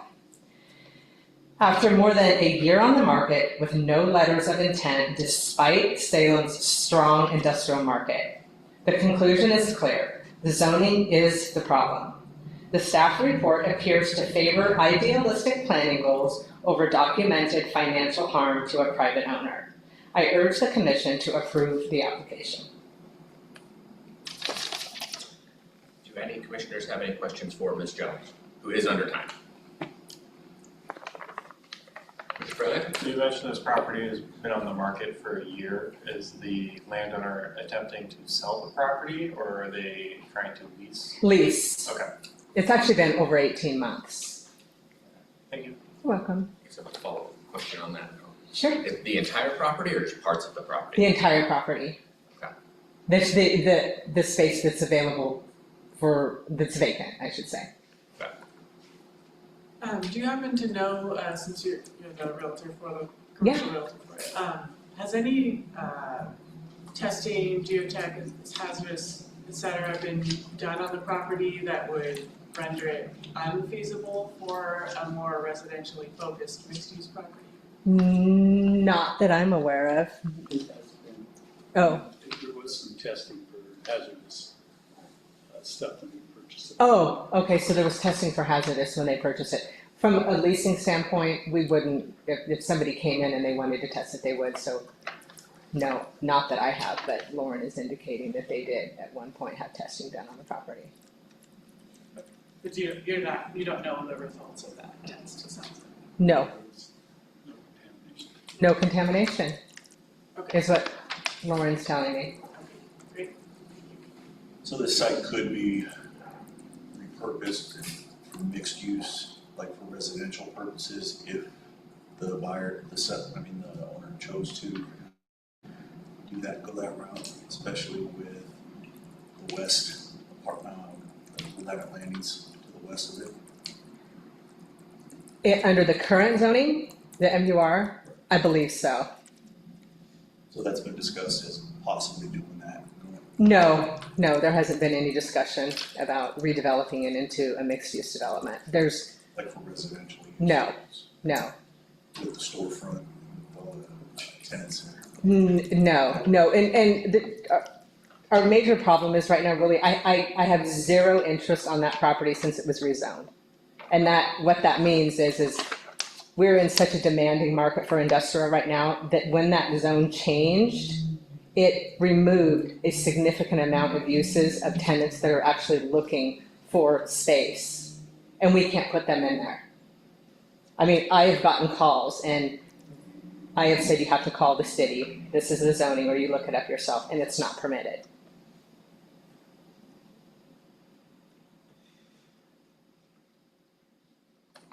Any other questions? Okay, thank you. Paul Sanders?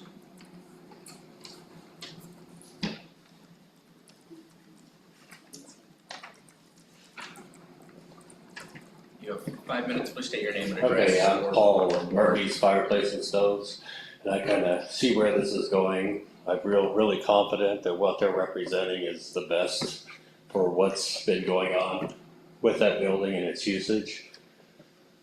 I just think that's the only thing I really have to say. I just really strongly believe that what they're representing is best for the use of it that it has been used for, and that it will be continued to use for, hopefully. We've been there probably about 10 years now, invested a lot of money in developing the company, extending it, building it bigger and better. I think to move, it cost us about $40,000. That was 10 years ago. And with the development that we've done, we probably spent easily $50,000 more on top of it. So to move or have something get changed, I think would substantially be detrimental to our company. I feel like it would probably cost at least $75,000 just to move, and then develop on top of it to get it where it needs to be, probably another at least 50 to 60,000. So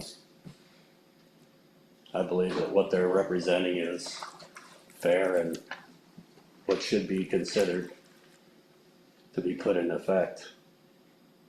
Is that a good question for you? Are you saying that if the change doesn't get approved, that you would have to move? I don't think that's the case, but I think they understand more of the benefits of it than I do because I didn't dig deep into it like the representative for Lauren. He probably has more answers on that than me because I'm not educated in that department, but it doesn't sound like I would be forced to move. You're saying like if you did have to move, it would be a huge burden for you? Yes. Okay. Yep. I don't know any of the details about if that did come into effect, how they would handle it. I don't know that law side of it. Okay, question. How is the relationship between the building and the neighborhood behind you? It's been talked about a little bit with kind of the interaction of the industrial components. Oh, with the apartment, I don't know the name of the apartments back there, but our office manager, Heather, has a really good relationship with the manager of that complex. They talk frequently about things that happen, things that go on. We let them know if something's going on. They communicate with us, so we have a really good relationship, working relationship with the apartment complex and the managers back there, and also the people that walk their dogs through because, well, Heather, she's a dog lover, so they always, actually, there's probably about 3 or 4 people that come in, bring their dogs in, and interact. So we have a really good relationship as far as that goes. There's no real conflict. Right. So your business is located in that building currently? Yes. So the agent for this lot or building mentioned that it's been on the market for over a year. If she was able to lease that building, would that force you to move? Say that again? So she said that the target for lease, and you guys have been able to find a tenant for over a year. If she was able to find a tenant, would that force your business to move out? No, because I think there's parts of it that are vacant, not all of it. So I don't think somebody leasing part of the vacant spots wouldn't make us move. Okay. Yeah. I think I answered that right. About I think I understood you. how much of the building do you lease out with the I would have metals to and say the- it's probably about 10,000 square feet, right around there. So about a third, was it about a third of the building size? Yeah. Quarter. Okay. Okay, thank you. Yep. All right.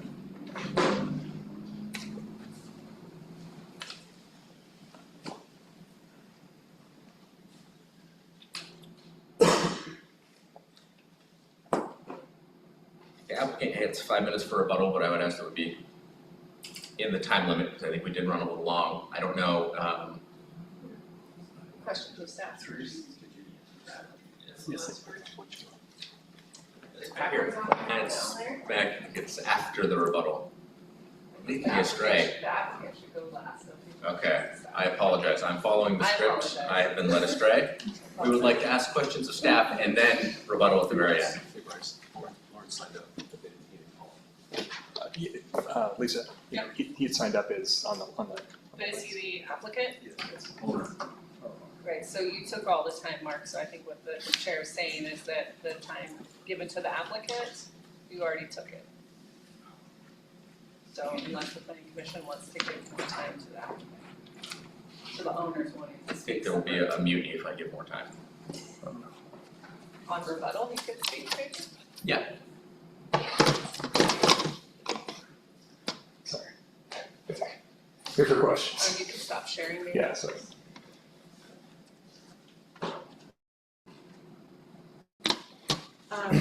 What is the height limit for the MUR zone? If you know offhand. I have that, if I can go grab that, I can grab it for it, I don't know it right off the top of my head, I know Lisa's looking up feverishly right now. Yes, 70, yeah, that's very consistent with our, yeah, which is, I think, the same as I see. So, yeah, it's all about tall, urban, efficient use of land, so. Right. Leading into the thought that if a mixed-use development were to be built on that site, they would likely have views over to the Yes. Yes. Yeah, certainly that's like the cannery site, that height, it is close to the river, but yes, the height will give you better views. And And then if, see if I can phrase this correctly.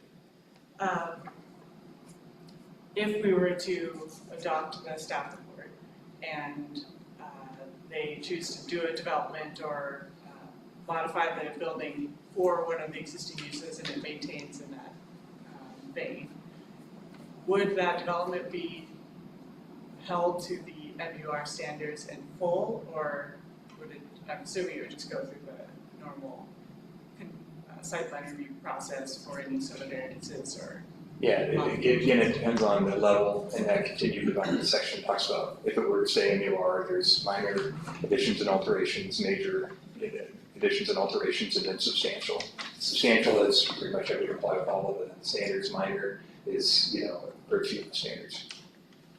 So just for clarification, if they keep that use, there would be a requirement, for example, that they have to cut in windows all along the one street.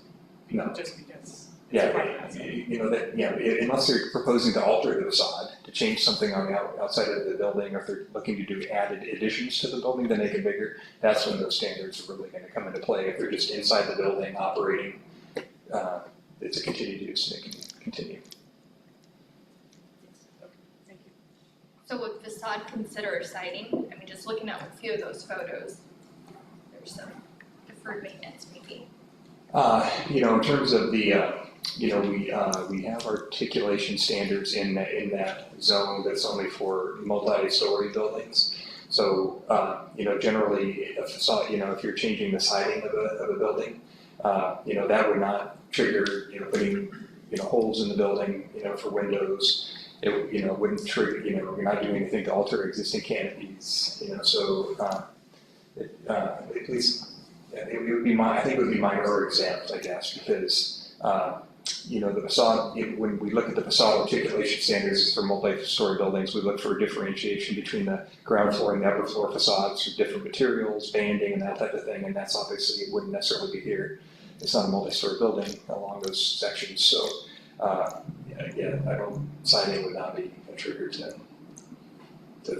put canopies and awnings on things or punch holes inside the building for windows, or put new entrances there that don't exist today.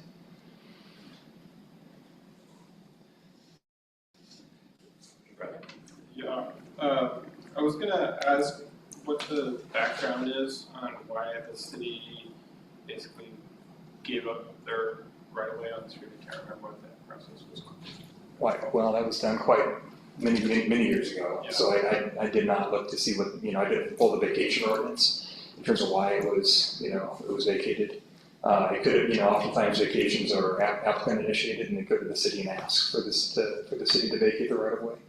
And they're not necessarily city initiated vacations to eliminate it. So if a property owner comes and asks to maybe vacate right of way, and the city assesses that there's no needed purpose for that, street connection, then we would generally agree, with that vacation. And then there's, I don't know what it was back then, but there's like an assessment of special benefit that, the property owners have to pay on either side for, the value of that vacation. And then there's oftentimes, if there are utilities present, the easement retained for utilities. So I don't know the specifics of why that was approved, many years ago.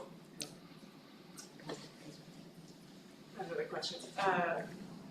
If we were to, maybe this is a question, I'm not sure who it's for, but I know one of the proposed modifications to do it as a condition of approval is more about removing potential uses, which I think is valid. In addition to that, would we be able to, for example, incorporate some of the MUR conditions of development that would ensure the softening of that edge on the pedestrian and residential side? Yeah, that would be very possible. I mean, we've done that, many times over the years, for instance, like in the Fairview industrial area where we've had a lot of industrial business campus zoning, go to IC industrial commercial, but we've required that a list of uses be established that, that restricts totally what they could do in the IC zone, but then also that they have to comply with the then in effect standards of the IBC zone. So yeah, there's a precedent to establish development standards that would apply from, one zone and that it's going from and retain that on this site. And I would say that the list of uses, there's a long list of uses in that zone, and I think those three that were identified. In the IC zone. It would be valuable, at least staff would find it valuable to maybe see if there's more that can be identified than just, because it didn't seem like the applicant, like, oh sure, we can add that additional one in there. I think there's probably other ones like data centers, could be allowed, in that zone. And, that could have noise impacts with, and heavy wholesaling, which is like outdoor storage of, wrecked vehicles and things like that. So there's firing ranges, recycling depots, those are all things that could be allowed in IC zones. So there's probably a greater list of uses that could be added to things that could be excluded, but maybe not defeat their vision for the property, if that was to be the case. So was that exploration considered during the review period, or any back and forth on? Well, we have not seen formally under this application process a list of uses that they would be willing to exclude. Prior to the application, we provided a list that we thought would be acceptable, that we, can maybe support, and I think the applicants thought it was limiting too many uses. Prior to the application, I've worked with the applicant and the representative for quite a while on continued uses and different options before the application came in. But if the commission is considering maybe approving it with a list of limited uses, then I think the city would request that it be continued so that we could provide our proposed list of prohibited uses and at least provide the entire zoning chapter so you can see all the uses that are allowed and have that in front of you before you make that consideration. Thank you. We would like to correct on the record that the previous zoning was IC. I think I heard Mr. Shipman say it was IG, and maybe he just misspoke, but we're happy to provide those maps into the record. It was previously IC before it was changed to NUR.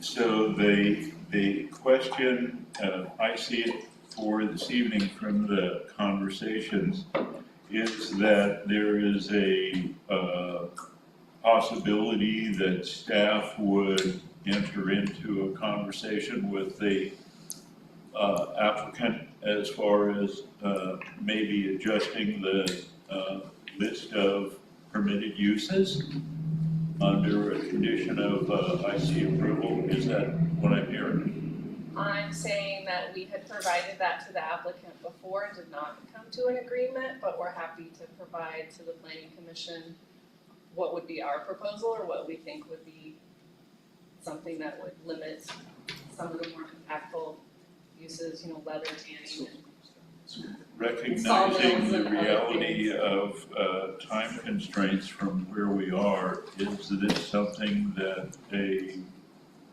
proposal to the applicant should occur, suggesting that we stop now to allow for a conversation regarding proposed uses, and then come back at the next meeting? I think would that require a motion to continue the hearing? Yes, if the commission wants to see a potential list of prohibited uses in the IC zone from staff and potentially design standards coming forward as a condition, then we can propose that if the hearing's continued. And then I guess also just as a question I have procedurally, if we were to continue the hearing to a future date, would the applicant and city staff continue to negotiate during that time, or would that be something that wouldn't occur during a continued? We always answer the phone. Okay. Happy to provide that again. So what Commissioner Levin is suggesting is something that could, okay. So let's say if we continued it right now, would the applicant still need to do their rebuttal at that next meeting? Yeah, so if you continued it, then we would just kind of pick up where we left off with the next meeting or whatever date we continue it to, or read the staff presentation, and then everybody would get to testify again. So you wouldn't be limiting anybody's ability to testify, and the applicant would get rebuttal at that point, but it's. With your President's permission, would it be appropriate to ask the applicant if that's something they would consider? Yeah, I mean, it is appropriate if the commission, the president agrees. Okay. Yeah, I think that's a And fun. the applicant's representative informs me that they're open to continuation of hearing to allow continued dialogue with staff on that list of uses, so. I'd like to make a motion to, go ahead. Please. I'd like to make a motion to continue the hearing to a date and time to be determined, and that staff and the applicant have an opportunity to converse as far as defining or restricting permitted uses as allowed under the IC zone. I'll second that. Commissioner Levin, could we have it to a date and time certain for our next meeting, June 9th? Is that okay if that's in your motion? Yes, If that- absolutely. If that date is okay with the applicant, June 9th? And procedurally, this may not quite how this works, but would that be prejudicial to the applicant to come back on that date so they don't do a rebuttal today? Correct. Okay, no rebuttal. Okay. Can we have a second to that motion? Commissioner Fox. Yes. With the definite date? I guess, I don't know. Open for discussion? Open for discussion. I think it would be helpful to have that list that was originally proposed by the planning staff, and then the applicant's proposed list just be included, perhaps on the record, that when we return on the 9th, I think that would be helpful. May I comment, Bruce Swan? Go ahead. I think the conversation that what's transpired as far as between the initial discussion from staff and the applicant is effectively set off to the side. Yes. And has no benefit or meaning because it's at this point in time, in light of everything that's transpired here, I think they're going to approach the conversation with a different perspective. So I would like to see, prior to the June 9th meeting, what the current proposal is, because the historical information really won't matter. Okay. I think that the proposal by planning staff, I guess, eventually led to the rejection of this proposal, or I guess the application, because had it been acceptable by the applicant, we wouldn't be here and it would be included as a condition of approval. So I guess that's just my reason for wanting to see that. Is just I'd like to have the full background, because it seems like there's been some conversations between staff and the applicant that I guess I don't know the whole background. Okay, so as it relates to our motion to continue this to the next hearing, can staff provide that for the next hearing so that we can review that as part of the record? Okay, is there any other discussion about whether we want to continue this to June 9th? Okay, can we get a vote? Commissioner Frybeck? Aye. Commissioner Infante? Aye. Commissioner Levin? Aye. Commissioner Rhodes? Aye. Commissioner Villar-Brundell? Aye. Commissioner Fott? Commissioner Tev? Aye. Motion passes at 7:41. Okay, so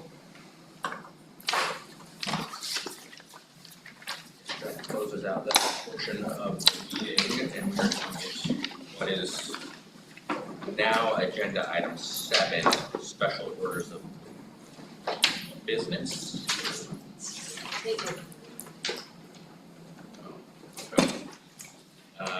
We don't have any subcommittee reports. However, on that note, I believe for the wetlands subcommittee, we are going to move to cancel the meeting tonight. I don't know, we don't have a quorum, I don't know what we do, so we'll just not have that. So now on to the planning administrator's report. Well then, yes, now we have an item at our next meeting, so. I planned that out, guys. Are we in this room again, Megan? No, June 9th? we'll be back. We'll be back. Yeah. With microphones, so that'd be great. The only other thing I just thought I would let you know, nothing for the planning commission to do, but there's a, I don't know, phishing email type thing that's going around when people apply for building permits and land use applications because their name is on the website. So actually our applicant tonight got an invoice from me saying, planning commission is happy to approve your application if you wire us, you just need to wire us the rest of the money you owe. And it had my name, it was like, it was from me. Yeah, so we had heard about this going around and happening to people that had land use applications because, again, most cities put that on their website. And this was our first one, so luckily the applicant, forwarded it to their representative, Mr. Shipman, who was able to say, no, that's not correct. You said even for Bryce, that's pretty low. The price was too low. But it looked pretty real. It had the city's logo. It had a lot of information about their application from our website. And it had, my name and title. And I think the only kind of weird thing is instead of like click this link to pay, it was like call this number to wire us the money, and then once you've done that, reply to the email, and then you'll get your approval. Send it to the City of Salem Bitcoin address. Right. So if anyone's watching, the city will never ask you to wire us money. We don't do that. Can you screenshot that and send it just so that we can put it out there and make sure people are aware of? So we did send it out before we'd had that. We knew what's happening to other folks in our developer bulletins. We have a quarterly bulletin we send out to folks that submit permits regularly. And if you've never seen it and you do permitting, it's probably into your junk, but it's we send it out. So look for that. It's out of the junk inbox. So, but yeah. So if anybody in your communities that maybe does business with the city, might be wise to raise that with them. From now that is a scam, because the city's not being targeted, or the city's applicants are not being targeted. Or somebody said, I heard that for $3,000 I can get planning commission approval. One that's very low. Yeah, the application is much higher. Yeah, so so that's unfortunate. Hopefully, get caught up on that. Sure. Okay. Okay, at 7:40. Oh, no, that was our commissioner comments for the good of the order, was that? Or was that the planning commissioner? That was planning administrator. Okay, any comments for the good of the order? I had a quick one. Try to skip. So I just want to note that I talked to Lisa and I just put in a request to have a discussion about temporary pedestrian access routes around sidewalk closures on developments. I know there's like a project downtown, it's very long-term pedestrian closures, sidewalk closures, so they can rebuild the sidewalk. It's across the street from the transit mall. I guess personal standpoint, the sidewalk kind of needs to walk from my apartment to the Forge, and when we walk that way, I frequently see people walking in the streets and doing other things where there was very clearly space to put some barricades and temporary pedestrian ramp. I recently just visited the city of Berkeley, and they've got these temporary pedestrian ramps all over the place. I think it's actually a city policy that when you're closing a sidewalk to do work, you have to close a travel lane or eliminate some parking or whatever to provide people a safe route around the construction. And it seemed like that isn't something that we do here, so I just wanted to have a discussion about it at a later time, maybe not at the next meeting, but I think that might be a good one to have, so. Yes, that's something we could get put on an agenda for a different meeting. Yes, I'll ask the new city traffic engineer. Talk Okay. about that maybe. Marry it with some other projects or something. We are both on the Citizens Traffic Advisory Commission. I'm not on it, I just show up as a concerned citizen. Oh, okay. We used to be.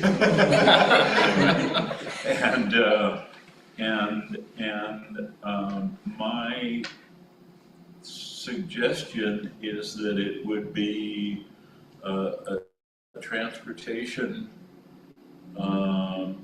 departments or divisions activity, decision, guidelines, et cetera, more than the planning commission. And that the request should really go to that direction. I'll submit any request to any staff person that the planning commission directs me to and ask them to come. This is for an informational discussion. Yeah. Okay.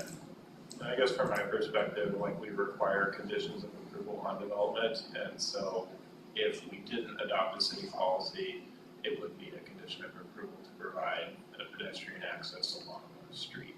If a sidewalk is closed, because developments do close sidewalks, and the closed sidewalk and no detour is an adverse effect from development, and so that would need to be conditioned if we do have a discussion and decide that it might be necessary for any project, so. Well, Commissioner Smith, did you go to the Riparian open house meeting? I sure did. Do you want to share? We've got some, were other commissioners there? I was sick that night, I didn't go. Were you the only thing? No, Commissioner Slater. Slater, Commissioner Howard. yeah, yep. You want Yeah. to share with the group how that was, how you thought the open house went? Well, I came a little late, so I missed the presentation. I didn't know there was like a formal presentation as part of that. Yeah. So I came right at the end of that, but there was a lot of great conversation. Staff were busy talking to people the entire time. There were counselors there as well. Yeah, I'm excited for the next phase. I did notice there was some phrasing that I didn't quite agree with. It said like in the announcement on the website for the RAC, Riparian Advisory Committee, it said like the Riparian Advisory Committee has been involved the entire time. It's like, we've had one meeting where you told us what you were gonna do.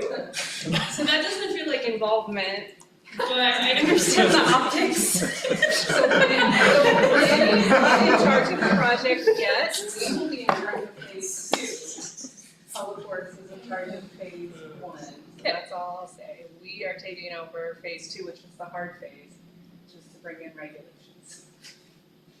So, yeah, I'm excited for that work.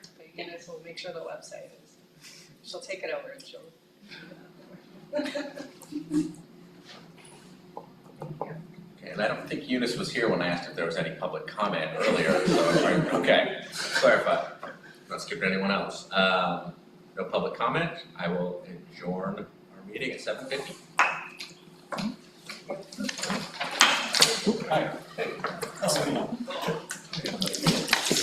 Okay, good morning. Oh, Yeah. I wasn't nervous until you said that. Oh.